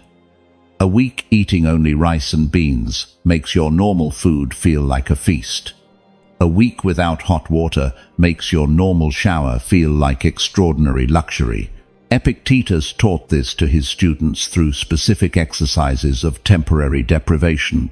He asked them to spend days living like the poorest in society, sleeping on the floor, eating only dry bread, without comforts. After these periods, when they returned to their normal lives, they experienced every ordinary comfort with renewed intensity. Not because the comforts had changed, but because the contrast point had been deliberately lowered. Deliberate contrast also applies at a daily level through what we could call micro-contrasts. Before your most pleasant meal of the day, skip a snack you'd normally take. The increased hunger makes the subsequent meal enjoyed more intensely. Before your moment of rest, impose demanding physical or mental work. The contrast makes rest feel more restorative.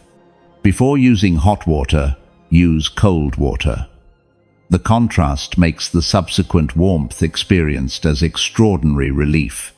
Seneca specifically practiced contrast with sleep. Occasionally he spent nights sleeping in deliberately uncomfortable conditions. On the floor, in cold places, without pillows. The temporary discomfort wasn't the goal. The goal was that his normal bed, when he returned to it, was experienced not as mundane normalcy, but as consciously appreciated comfort. The contrast transformed the ordinary into extraordinary, simply through comparison with the austere. The science of happiness has discovered something that completely validates this Stoic practice. People who experience variation in their circumstances, including difficult periods followed by normal periods, report greater overall satisfaction than people who constantly live in optimal conditions. Why? Because contrast generates appreciation. Consistency generates adaptation and taking for granted. Variation maintains the capacity to appreciate. Marcus Aurelius wrote, "Erase the opinion about something and you erase the judgment, I have been harmed. Erase the judgment, I have been harmed, and the harm disappears." Applied to deliberate contrast, this means the temporary discomfort you impose on yourself isn't harm if you reframe it as training that amplifies your subsequent appreciation. It's not unnecessary suffering. It's strategic investment in your capacity to derive satisfaction from the simple. Deliberate contrast also works with specific pleasures. If you consume coffee daily, your brain adapts and you no longer experience the same boost. But if you completely quit coffee for a week, when you return to it, the effect is dramatically stronger. The contrast, without coffee, followed by coffee, generates more satisfaction than consistent consumption. This principle applies to virtually any source of pleasure. Delicious food, entertainment, comforts. Everything is appreciated more intensely after periods of abstinence. Epictetus had an extreme practice that illustrates this perfectly. Occasionally he spent entire days without talking to anyone. Total social silence. After these periods, ordinary conversations with other people were experienced not as routine, but as deeply appreciated connection. The contrast, isolation, followed by interaction, made the normal feel special. The modern application of deliberate contrast can be as simple as intermittent fasting.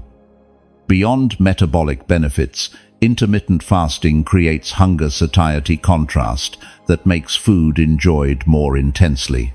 You don't eat constantly throughout the day, maintaining stable glucose levels. You experience real hunger, followed by satiety.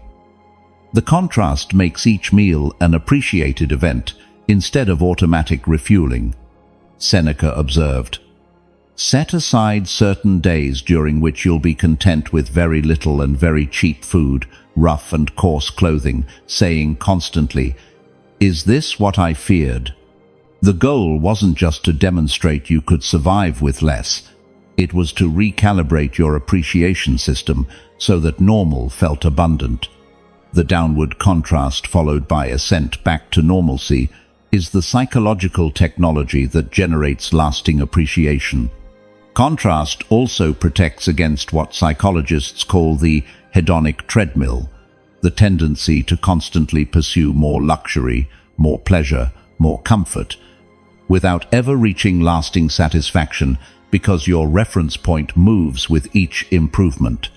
Deliberate contrast gets you off that treadmill because you constantly reset your reference point downward, making your normal level feel like an upgrade instead of mediocrity. Marcus Aurelius practiced contrast even with his social position. Occasionally he mixed with ordinary citizens, briefly living without imperial protocol, without the luxury of his position. The contrast reminded him that his worth didn't reside in his status but in his character. And when he returned to his imperial responsibilities, he executed them with renewed perspective, appreciating the resources he had without emotionally depending on them.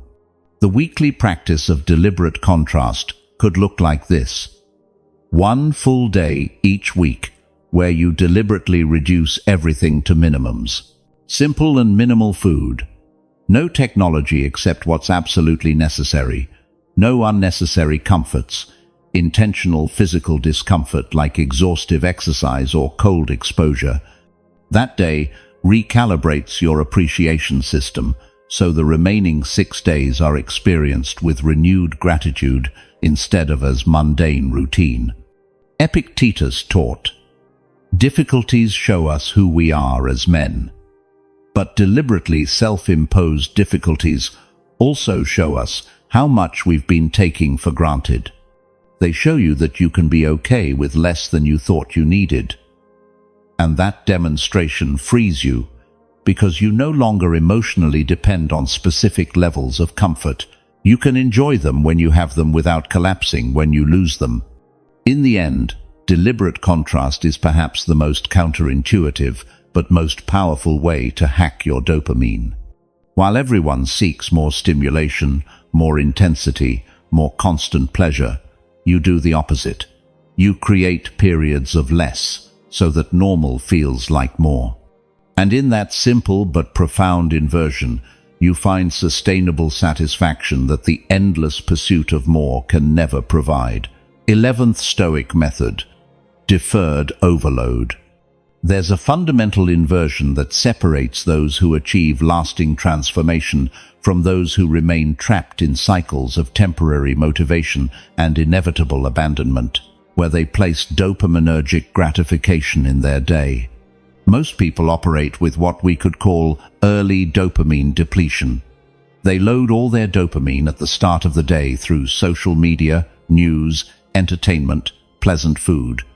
Then, when it's time to do important work that requires sustained concentration, their reward systems are depleted. The contrast between morning peaks and later work is so large that work feels unbearably boring. Marcus Aurelius understood this intuitively and structured his day with the opposite inversion: deferred overload. All important, demanding tasks that required his best mental energy were executed first, when his dopaminergic system was fresh, without having been bombarded with cheap gratification. Only after completing his essential obligations, at the end of the day, did he allow himself pleasures, relaxation, gratification. This simple sequence completely transformed the experience of both pleasure and productivity. The neurological reason this works is crystal clear. When you start your day with quick dopamine sources, you raise your baseline stimulation level. Your brain gets used to that elevated level. Then, when you try to do work that naturally generates less dopamine moment to moment than scrolling social media, your brain interprets that work as relative deprivation. It feels painfully boring, not because it's objectively boring, but because the contrast with your morning peak is enormous. You're fighting uphill against your own neurobiology. But when you invert the sequence, when you keep your baseline dopamine low during the first hours through absence of easy gratification, your brain doesn't have a contrast peak. Demanding work becomes your most stimulating activity of the moment because there's nothing more stimulating to compare it with. And then, when you complete that work and finally allow yourself gratification at the end of the day, the contrast works in your favor. Pleasure feels intense because you're coming from hours of sustained effort. Epictetus taught this through the concept of earned reward. Don't take pleasure you haven't earned through prior effort. If you want to relax watching entertainment, first earn it by completing your work. If you want to enjoy delicious food, first earn it through real productivity. If you want to scroll social media, first earn it by executing your priorities. Pleasure at the end of the day, after sustained effort, is experienced not as guilty distraction, but as deserved reward. The practical application of deferred overload requires a non-negotiable rule for the first hours of your day. 0 quick dopamine sources until you've completed your most important work. No phone upon waking. No social media during the morning. No news or entertainment. No hyper-palatable food. Only water, perhaps black coffee, and deep work on your number one priority. Your brain will protest violently at first. It's accustomed to its morning dopamine hit. But if you sustain the rule, something extraordinary happens. After a week of keeping dopamine low in the mornings, you'll discover your capacity for concentration multiplies. Work that previously felt impossibly boring now feels absorbing. Not because the work has changed, but because your brain is no longer comparing it to morning dopamine bombardment. It's your most stimulating activity available, so your attention flows naturally toward it. You've hacked your neurobiology to work with you instead of against you.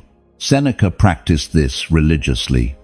His most productive hours, when he wrote his philosophical treatises, were early in the morning, before any social interaction, before any elaborate meal, before any distraction. He kept his dopamine intact for the work that mattered. Only at the end of the day, after hours of intellectual production, did he allow himself social pleasures, abundant meals, relaxation. The sequence guaranteed both maximum productivity and genuine enjoyment of earned pleasures. Deferred overload also creates what psychologists call productive momentum. When you start your day with victory, completing important work, you generate psychological momentum that makes continuing to be productive easier. When you start your day with distraction, scrolling, news, entertainment, you generate inertia that makes switching to productive mode difficult. The first type of start creates an ascending day. The second type creates a descending day. The difference in accumulated results over months is astronomical. Marcus Aurelius wrote, "When you arise in the morning, think of what a precious privilege it is to be alive, to breathe, to think, to enjoy, to love." But immediately after that thought, he got to work. He didn't waste his morning energy on pleasures he could enjoy equally or better at the end of the day. He used his best energy for his most important responsibilities. Gratification came after, as natural consequence of work well done. A common mistake when implementing deferred overload is defining important work too vaguely. You must have crystal clarity about what exactly is your number one priority each day. Not a list of 10 things. One thing. The single task that, if you complete it today, makes the day successful regardless of what else happens. That task receives your first hours, your best energy, your intact dopamine. Everything else comes after. Epictetus taught his students to visualize the end of the day before beginning it. Imagine yourself at the end of the day having completed your most important work. How does it feel? Use that visualization as motivation to maintain your deferred overload discipline. The gratification at the end will be more intense because you've earned it. It will be genuine satisfaction instead of guilty distraction. Sleep science also supports deferred overload. Using screens and other quick dopamine sources before sleep interferes with sleep quality. But when you've worked productively during the day and used the last hours for genuine relaxation without screens, you sleep deeply. The contrast between productive activity and real rest creates the healthy cycle that maintains sustainable energy. Seneca observed, "It's not that we have little time, it's that we waste a lot." Deferred overload prevents that waste. You don't lose your best hours to distraction. You invest them in production, and the dopaminergic reward at the end of the day feels like deserved celebration instead of guilty escapism. It fundamentally changes your relationship with both work and pleasure. Practical implementation can start modestly. Postpone all dopaminergic gratification just 3 hours from when you wake. During those 3 hours, only deep work on your main priority. After 3 hours of real production, allow yourself a break with whatever you want. Those 3 protected hours will generate more genuine progress than 12 hours of activity fragmented by constant distraction. Marcus Aurelius faced constant demands on his attention. 1,000 people wanted to talk to him, 1,000 problems required solutions. But he fiercely protected his first hours for deep thinking about the most important decisions. Everything else could wait. The dopamine overload of social interaction, validation, connection came after. First, the solitary work of thinking clearly about what really mattered. At the end of a month of practicing deferred overload consistently, you'll have completely reprogrammed your reward system. You'll no longer need morning dopamine to feel functional. Your brain will have learned that real satisfaction comes at the end of the day, after work well done, not at the beginning of the day stolen from future work. And that simple reprogramming makes productivity sustainable in ways no optimization technique can replicate. 12th Stoic method, the total periodic reset. There's a practice the Stoics considered essential for maintaining mental clarity and internal freedom long-term, but that modern culture treats as unnecessary or even dangerous. The complete and periodic reset of all your gratification systems, not minor adjustments, not gradual moderation. Total reset. Complete and temporary elimination of all quick and cheap dopamine sources. Seneca called it rehearsing poverty. Marcus Aurelius practiced it through retreats of extreme austerity. Epictetus demanded it of all his serious students. And the reason is simple. Without periodic resets, hedonic adaptation is inevitable. Your nervous system gradually recalibrates to need more stimulus, more intensity, more gratification to feel the same level of satisfaction. The total periodic reset is exactly what it sounds like.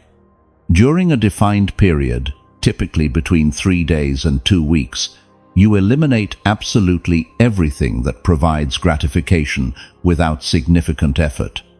No social media, no pornography, no video games, no movies or series, no hyper-palatable food, no alcohol, no processed sugar, no unnecessary shopping, no news designed for outrage. You eliminate everything. What remains are only activities that require effort. Working, reading, thinking, writing, training, walking, face-to-face conversation. The first few days are agonizing. Your nervous system enters something like withdrawal. You'll experience physical restlessness, obsessive thoughts about the gratification sources you eliminated, anxiety, irritability, boredom so intense it feels almost intolerable. Your brain will generate 1,000 excuses about why this exercise is unnecessary. about why one small exception would be fine, about why you should quit and return to normal. But all this is exactly the evidence of why you need the reset. If you didn't have problematic dependencies, you wouldn't experience withdrawal.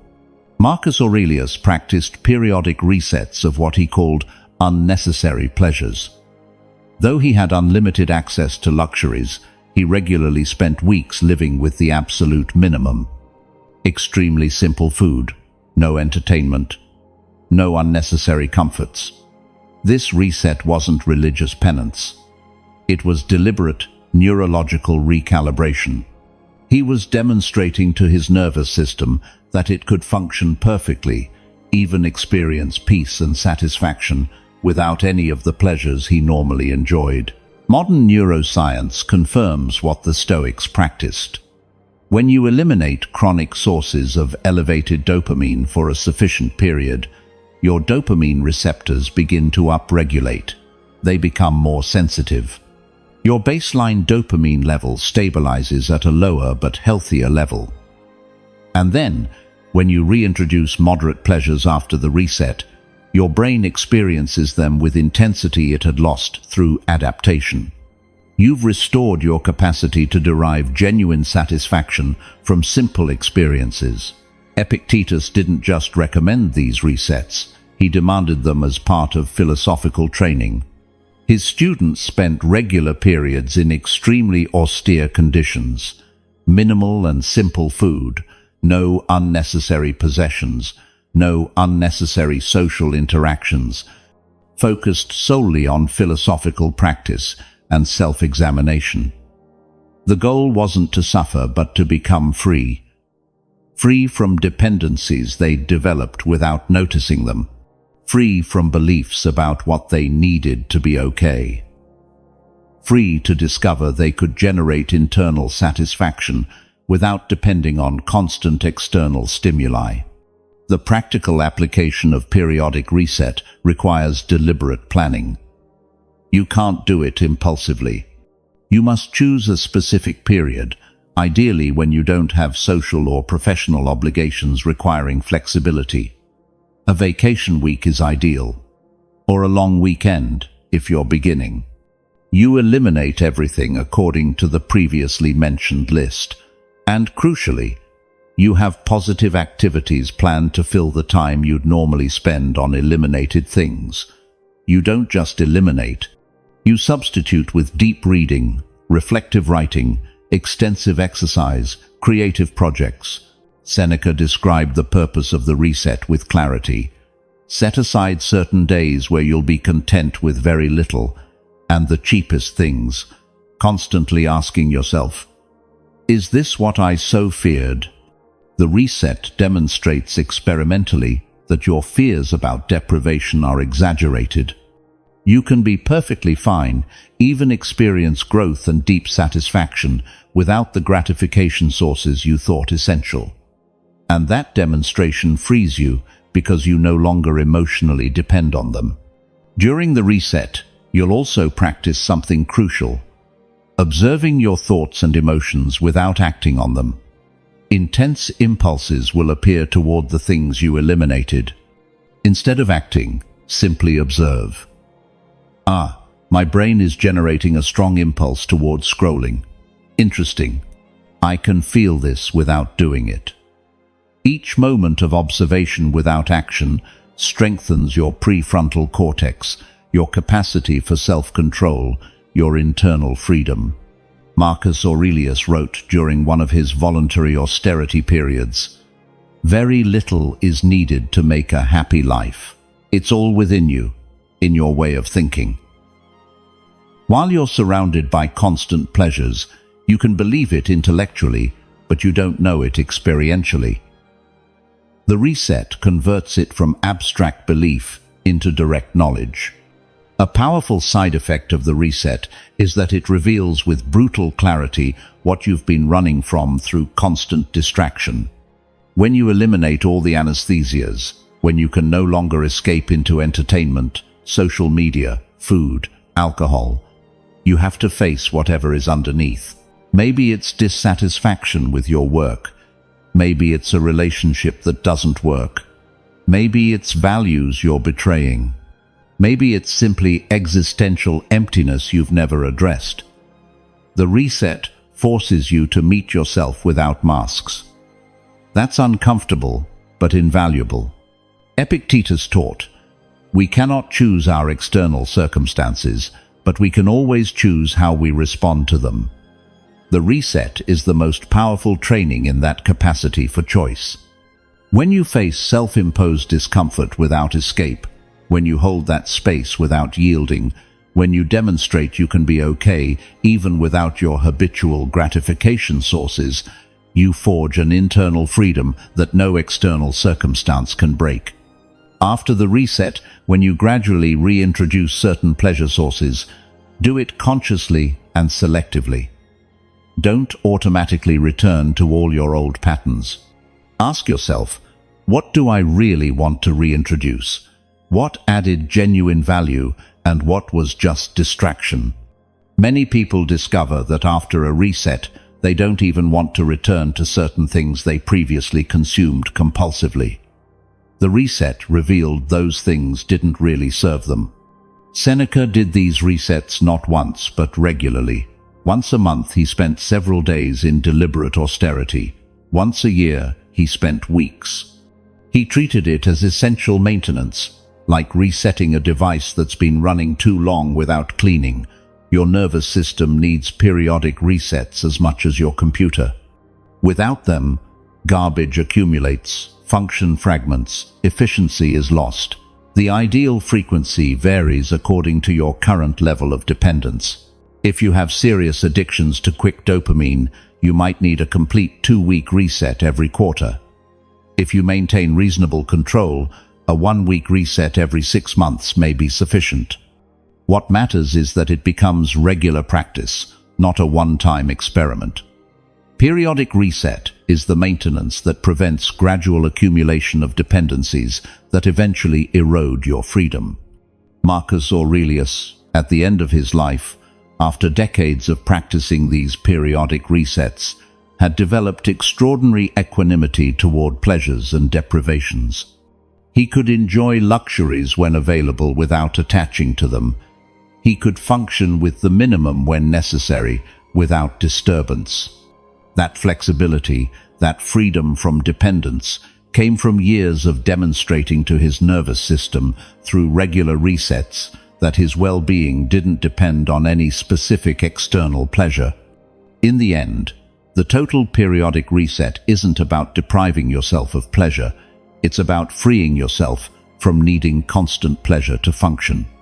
It's about restoring your capacity to generate internal satisfaction instead of depending on external sources. It's about demonstrating experimentally that you're more resilient, more capable, more free than you believed.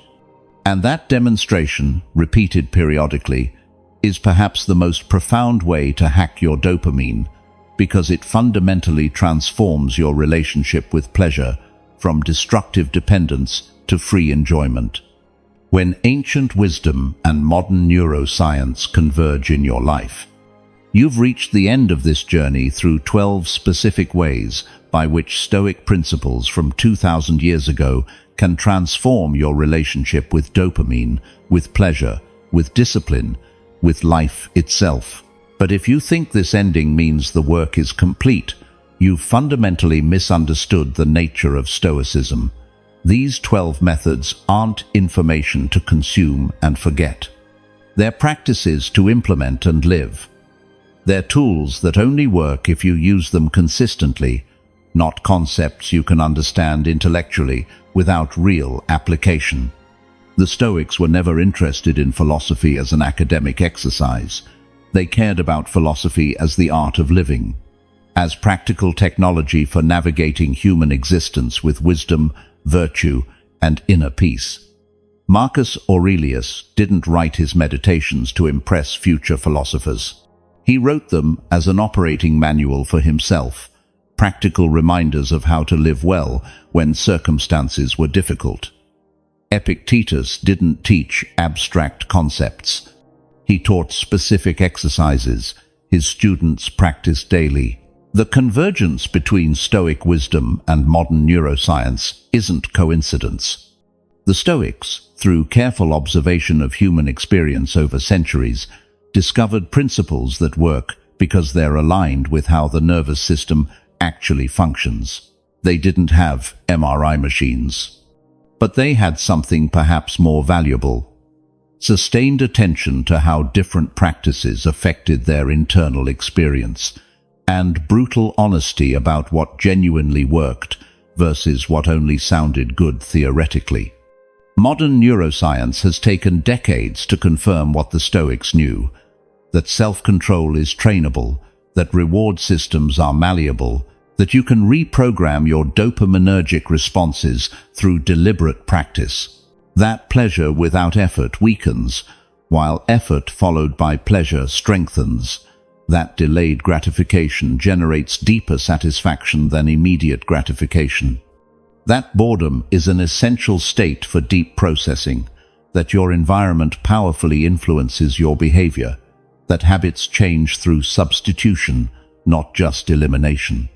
But there's a crucial difference between knowing these things and living them, between understanding that dopaminergic fasting restores receptor sensitivity and actually fasting for days without yielding, between recognizing that environmental design facilitates discipline and actually eliminating temptations from your environment, between accepting that deferred overload optimizes productivity and actually postponing gratification until after completing important work.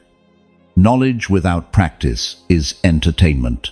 Transformation requires sustained application. If you've read this far, it's because something in you recognizes you deserve better than the life of dopaminergic reactivity in which most people are trapped. Something in you knows you were designed for purpose, for discipline, for creating genuine value, not for consuming perpetual distraction. That recognition isn't arrogance, it's honesty. It's the part of you the Stoics called the internal logos, your rational capacity to see truth and act on it even when it's difficult. But that recognition, that understanding, that knowledge of these 12 methods means nothing without decision followed by action.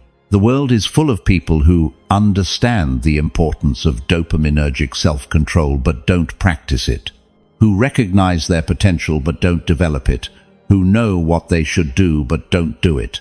Don't be that person. Don't allow this knowledge to become another item of mental consumption you process and forget.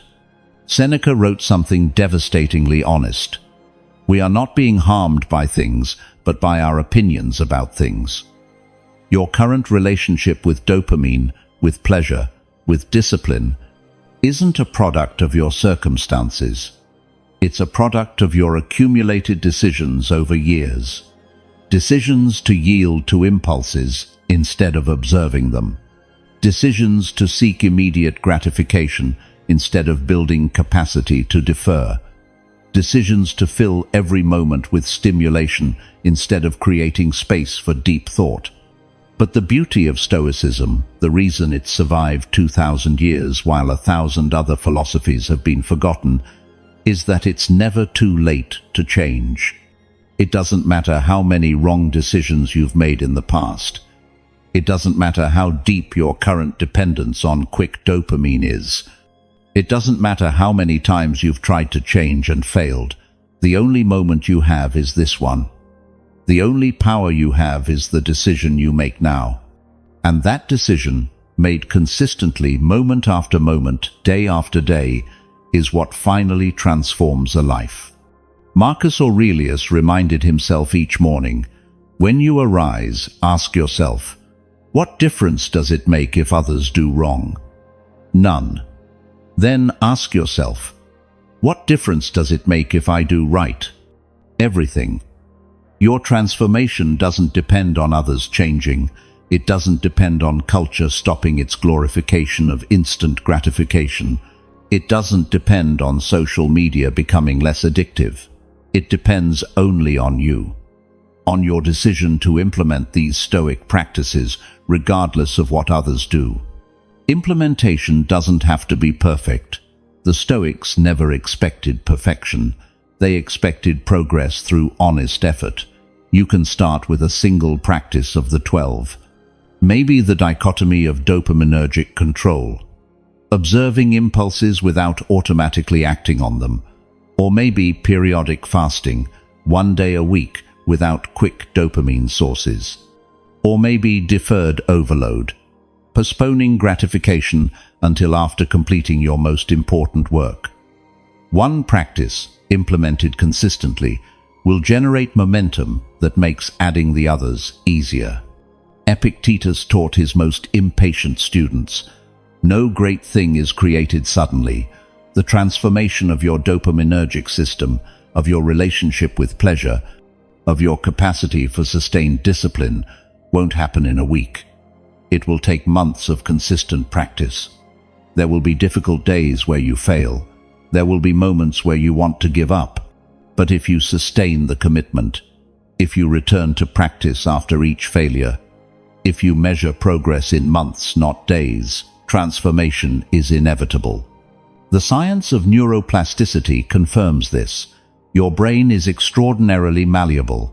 The circuits you use frequently strengthen, those you don't use weaken. Every time you resist a dopaminergic impulse, you strengthen your prefrontal cortex. Every time you successfully postpone gratification, you reinforce those self-control circuits. Every time you sustain boredom without filling the void, you train those deep processing systems. Real neurological change is happening with each practice. You can't see it, but it's there, accumulating, building, Seneca observed. Life is very short and anxious for those who forget the past, ignore the present, and fear the future. The present is where you live. The present is where you practice. The present is where you decide whether to act on an impulse or observe it without reaction. The present is where you choose to work before scrolling. The present is where you sustain boredom instead of escaping. Transformation doesn't happen in some abstract future. It happens now, through repeated present decisions. If these 12 Stoic methods have resonated with you, if you recognize their wisdom, both ancient and scientifically validated, then you have a responsibility. Not the responsibility to share this knowledge with others, though you can if you want. The responsibility to live it. To take these principles and convert them into daily practice. To transform intellectual understanding into behavioral transformation. To stop being someone who consumes content about dopaminergic discipline and become someone who practices dopaminergic discipline consistently. The Stoics didn't write to create a prestigious philosophical school. They wrote as service to humanity, as tools for living well that anyone can use regardless of circumstances. Marcus Aurelius never imagined his private meditations would be read 2,000 years later. He wrote them for himself as reminders of how to maintain virtue when absolute power constantly tempted him toward corruption. But those reminders have helped millions because the principles are universal, timeless, applicable to any era. Now those principles are available to you, not as historical relics, but as practical technology for navigating modern life with its unprecedented dopaminergic temptations. The Stoics faced their own temptations: power, wealth, pleasure, status. You face yours: social media, pornography, hyperpalatable food, infinite entertainment. The specific forms differ, but the principles of how to maintain internal freedom are identical. This is your moment, not a mystical or magical moment, simply the present moment. The only moment you really possess, the only moment where you can act. You can choose in this moment to begin living with the dopaminergic discipline you've learned. Or you can choose to postpone. Promise yourself you'll start soon, while days turn into weeks and weeks into wasted years. The choice is completely yours. No one can make it for you. No one can force you to choose discipline. But neither can anyone prevent you if you genuinely decide to choose it. Marcus Aurelius ended many of his meditations with a simple but powerful reminder: waste no more time arguing what a good man should be. Be one.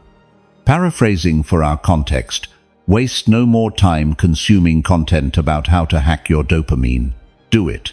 Implement these practices. Live them. Demonstrate them through sustained action, not through passive understanding. If this journey through Stoic wisdom and modern neuroscience has served you, if you recognize you need these tools as constant reminders and practical guidance, then commit not just to knowledge, but to practice. Choose one of the 12 methods. Implement it for 30 consecutive days without exception. Then add another, and another. Gradually build a life system aligned with 2,000-year-old wisdom and contemporary scientific validation. But more important than any subscription or external commitment is that you commit to yourself, that you decide unwaveringly that your relationship with dopamine will be transformed from destructive dependence to conscious freedom, that you choose sustainably, that your life will reflect discipline and purpose instead of reactivity and distraction, that you determine definitively that you'll forge the character the Stoics modeled, capable of enjoying pleasure without depending on it, capable of sustaining effort without needing external motivation, capable of living with integrity regardless of circumstances. The 12 methods are complete. The wisdom is available. The science is confirmed. Now only one thing remains: your decision to live according to this knowledge, to convert understanding into practice, to transform information into transformation.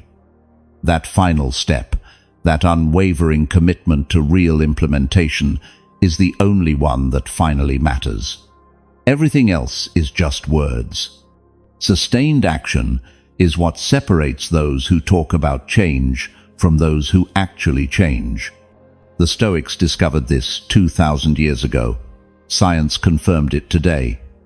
Now, it's your turn to live it. Not tomorrow. Not when everything is perfect. Now, with what you have.